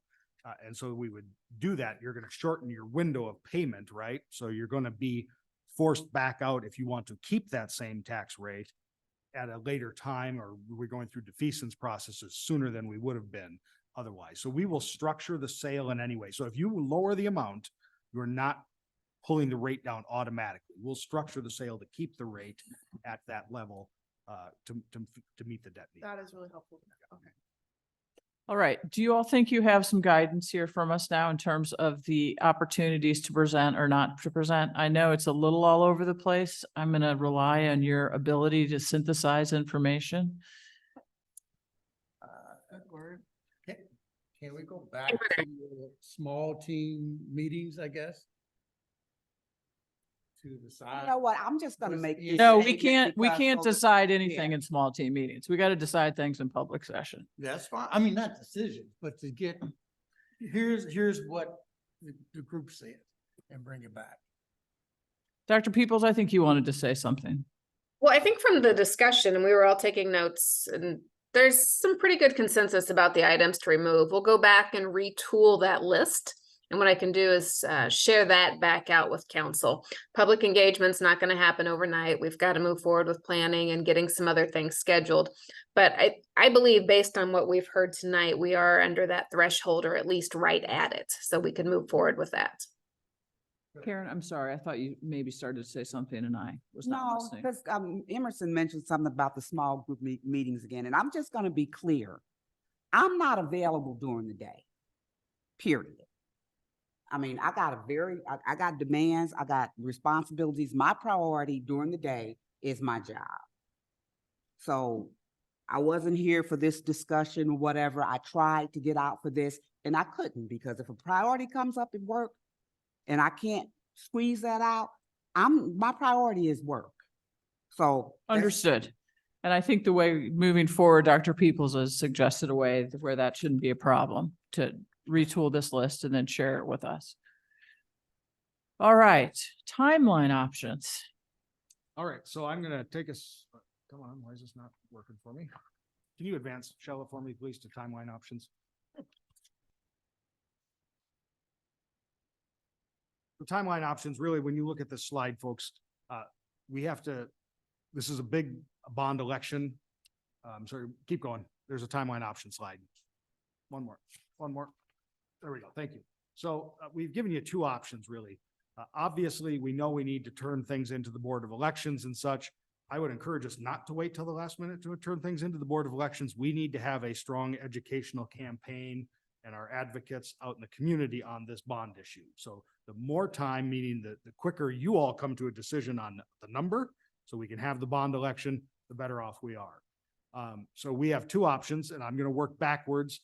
Option one really says use the two meetings in November for the first and second reading and the third reading of the ordinance calling for the bond election. Okay, so that we would go out in October and give you, we'd use October as an engagement period. Option two uses October for the same engagement period. And then November 7th, we come back and have a work session to say, okay, we heard people love the, aquatic center. They obviously want that. They hate the open air theater, whatever it may be, right? And so we get the data back to you and have this kind of conversation in sort of the final moment when we put together the ordinance. The real difference here is then the ordinance election, you calling for the election is really November, December. And then we send that off to the Board of Elections. We built in a grace window there, but the point being again is we need as much time as we can once you've decided that number. This is a tight turnaround in some ways, but it's really that question, do you want to have a work session or is it really staff bringing you back a number that's in the ordinance? I mean, the bond council will write these ordinances calling for the election. Those of you who are here for the firehouse bond know how that works. But I think you do want a work session, but we also, if you want to move quickly, we can bring this back in November and be ready with it and just give you the number and you can amend it on the fly, or do you want to have a more collegial work session about the number that is the bonding authority? Because at the end of the day, the ordinance is just about the amount. That's correct. The ordinance will say, whatever the question is, it's an amount that we can issue that number. So. I'm with option one. I do have a question. Yes. I'm just saying. Is this early on in October? How would the public engagement go? Does that mean we would need education to be ready for that? Or is that just more a listening Well, situation? there's probably some listening. We envision doing some digital engagement, potentially using balancing act, either the simulate like you have done or the prioritize model, which is a much more visual, easier way. Now, I will say it is always tough to communicate operating expenses and show impacts, right? Because you're in two whole different realms at the same time. We can do that. We can also look at, we hadn't even thought of in terms of this, because you also have crab going on at the same time, all those conversations. Are we doing another open house for the pool or the aquatic center and this bond in a way? Are we just simply using digital? Are we using a comment form?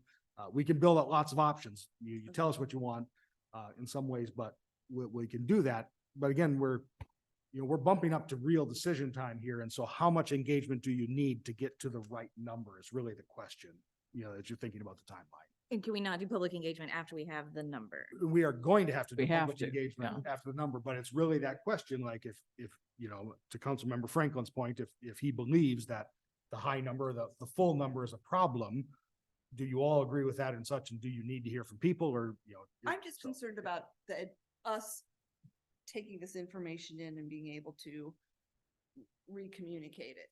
Yeah. And I don't want to be stuck stumbling over things. So for me, I think the work session would be helpful to help people get on board. Yeah, I like option two.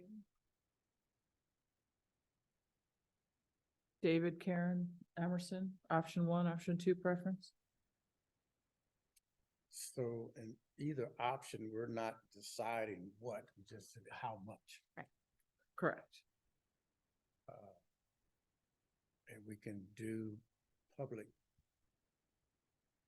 view. I say do option one. I mean, we're just saying this, how much of this we want to put to the voters. I mean, I feel like we already know our number. We know our number. Now we just need to put the ingredients Yeah. in to make it work. The only thing I would add to that is I do think in order to be transparent and honest about what we're doing, I think we do have to have a pretty good idea of what those items are going to be. I don't think that means that would happen right when we decide the number, but I don't want to go into the election season continuing to have these kinds of conversations. This needs to continuously happen and get define the list and what it is. My Dave? preference would be for option 2. All right, 2-2 right now. Two. I think you have 4 for 2. I'm option. Did you say 2, Emily? Yeah. Oh, I didn't hear yours. Okay, yeah, so I think we're talking about a work session schedule. All right. So we'll make sure that gets on the schedule for the 7th, just so we don't fall any further behind. And to be clear, we're only talking about the amount. No, we're talking about the public input, which will help inform the amount. And engaging with the public about the amount. It's not just determining the amount, it's being able to be out in the world about it. We're gonna give this list, whatever Marie them size it down to, and let them see it. Yes. Yes. And one work session is gonna be enough for us to make a decision. That work session doesn't have to make a decision on the list, but in order for me to pick an amount, whether it's the 22 or whether it's 18, I'd like to have some sense of what the public might want. If the amphitheater's out the window and the splash pad's out the window because nobody wants it, that will help me decide what number. We're gonna get this at a work session. We'll get the public engagement the results of the public engagement at the work session. I understand the skepticism based on the way you're looking at me and, I mean, work session, what are we you gonna have 20 people in here to make a decision? Yeah. oh, no. Just like this. Yeah, just like this. I mean, so what engagement or how? No. many would be So the engaged? engagement would be happening through October. We Okay. bring the data back to you to really, here's what we learned from the public, this is what the public saw, just like balancing act, like we went through and sent to you. Okay. Whether it be open house or whatever we've had, and certainly you'd be all welcome at that, but what is that data back to you to help inform your decision? And we can say, it looks like you got $20 million worth of projects that the public's fully on board. Do you want to stick at 20? Do you want to go higher? Do you want to cut some off? Those kinds of things. All right, so option 2 is the more preferred option because I'm also an option 2 person. So we'll plan on that schedule moving forward. But fundamentally, you're right. We're going to walk out of there with a number and nothing more. Okay. Is there anything else Nope. on this topic? I don't think the next slide is discussion, right? I think we lost it. No. Yeah, discussion. Oh. There it is. All right, Dr. Peoples, do you have anything else on this topic? Don't go anywhere yet. We have one last thing to do. And that is we had an interview for the Police Community Engagement Board. Barb Strang has interviewed, and the question is, would we like to appoint her to one of the citizen positions? I think she mentioned her religious experience. I think as the ordinance is written, she doesn't qualify for that, so it would be as a citizen position. Do we have other applications in? We do not, right? We have no other PCEB applications? No. No. I think we should admit her. Accept her. One of the awards. Yes. Is there any objection? I have concerns. I have concerns, but I mean, they're not, she's a resident. I mean, so she's qualified. What are your concerns? I've seen some disingenuous information shared in the past, and it makes me nervous, but I don't really know what her true intentions are. with this. But I didn't have enough to ask her questions. You know what I mean? Like, I didn't dig into it with her. I didn't feel like that was. I think there's nothing wrong with having the diversity on the board. No. Disingenuous in regards to the way that she ran her last political campaign, or disingenuous in the way that she has dealt with our police and the community that? I mean, I think she hides her true intentions, Oh, okay. I see. but I will hope for the best. No, she's only one. Yeah.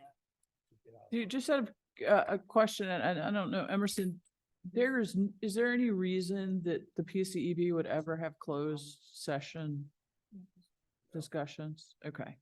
Because we don't have any closed session. You would start to talk. Yeah, so all the meetings would be recorded and available in their entirety. Okay. The only place you could ever have a closed session there is if for some reason, although it's not contemplated under the ordinance, if you were going to discuss an open investigation, which shouldn't happen. Yeah. That would be the only reason, that would be the only thing that would fall under 610-021 that would allow them to close. Okay. All right, so I'm a little fuzzy about concerns means no, or concerns means we just like to keep an eye on how things are going. I think we have to appoint her. Yeah. Okay. That comes to, all right, then so we are now appointing, and I guess we didn't officially do it in the regular meeting. Do we need to do that, Katie, next time? We need to officially do it. Okay, next so time. we will officially appoint her the next time. I think it's I can fine to go tell her ahead that. and let her go to the next meeting as well. Yes. Okay, Which is later in the month, I think. so, okay, yeah. so either way, she can become a functioning member of the commission. Yes. Yeah, all right. I think unless someone else has something else, we do not have a closed session, which I thought meant maybe an hour ago we'd be finished, but not quite. All right, thank you all very much. We started off night. with so much, good night. We start off with so much joy too.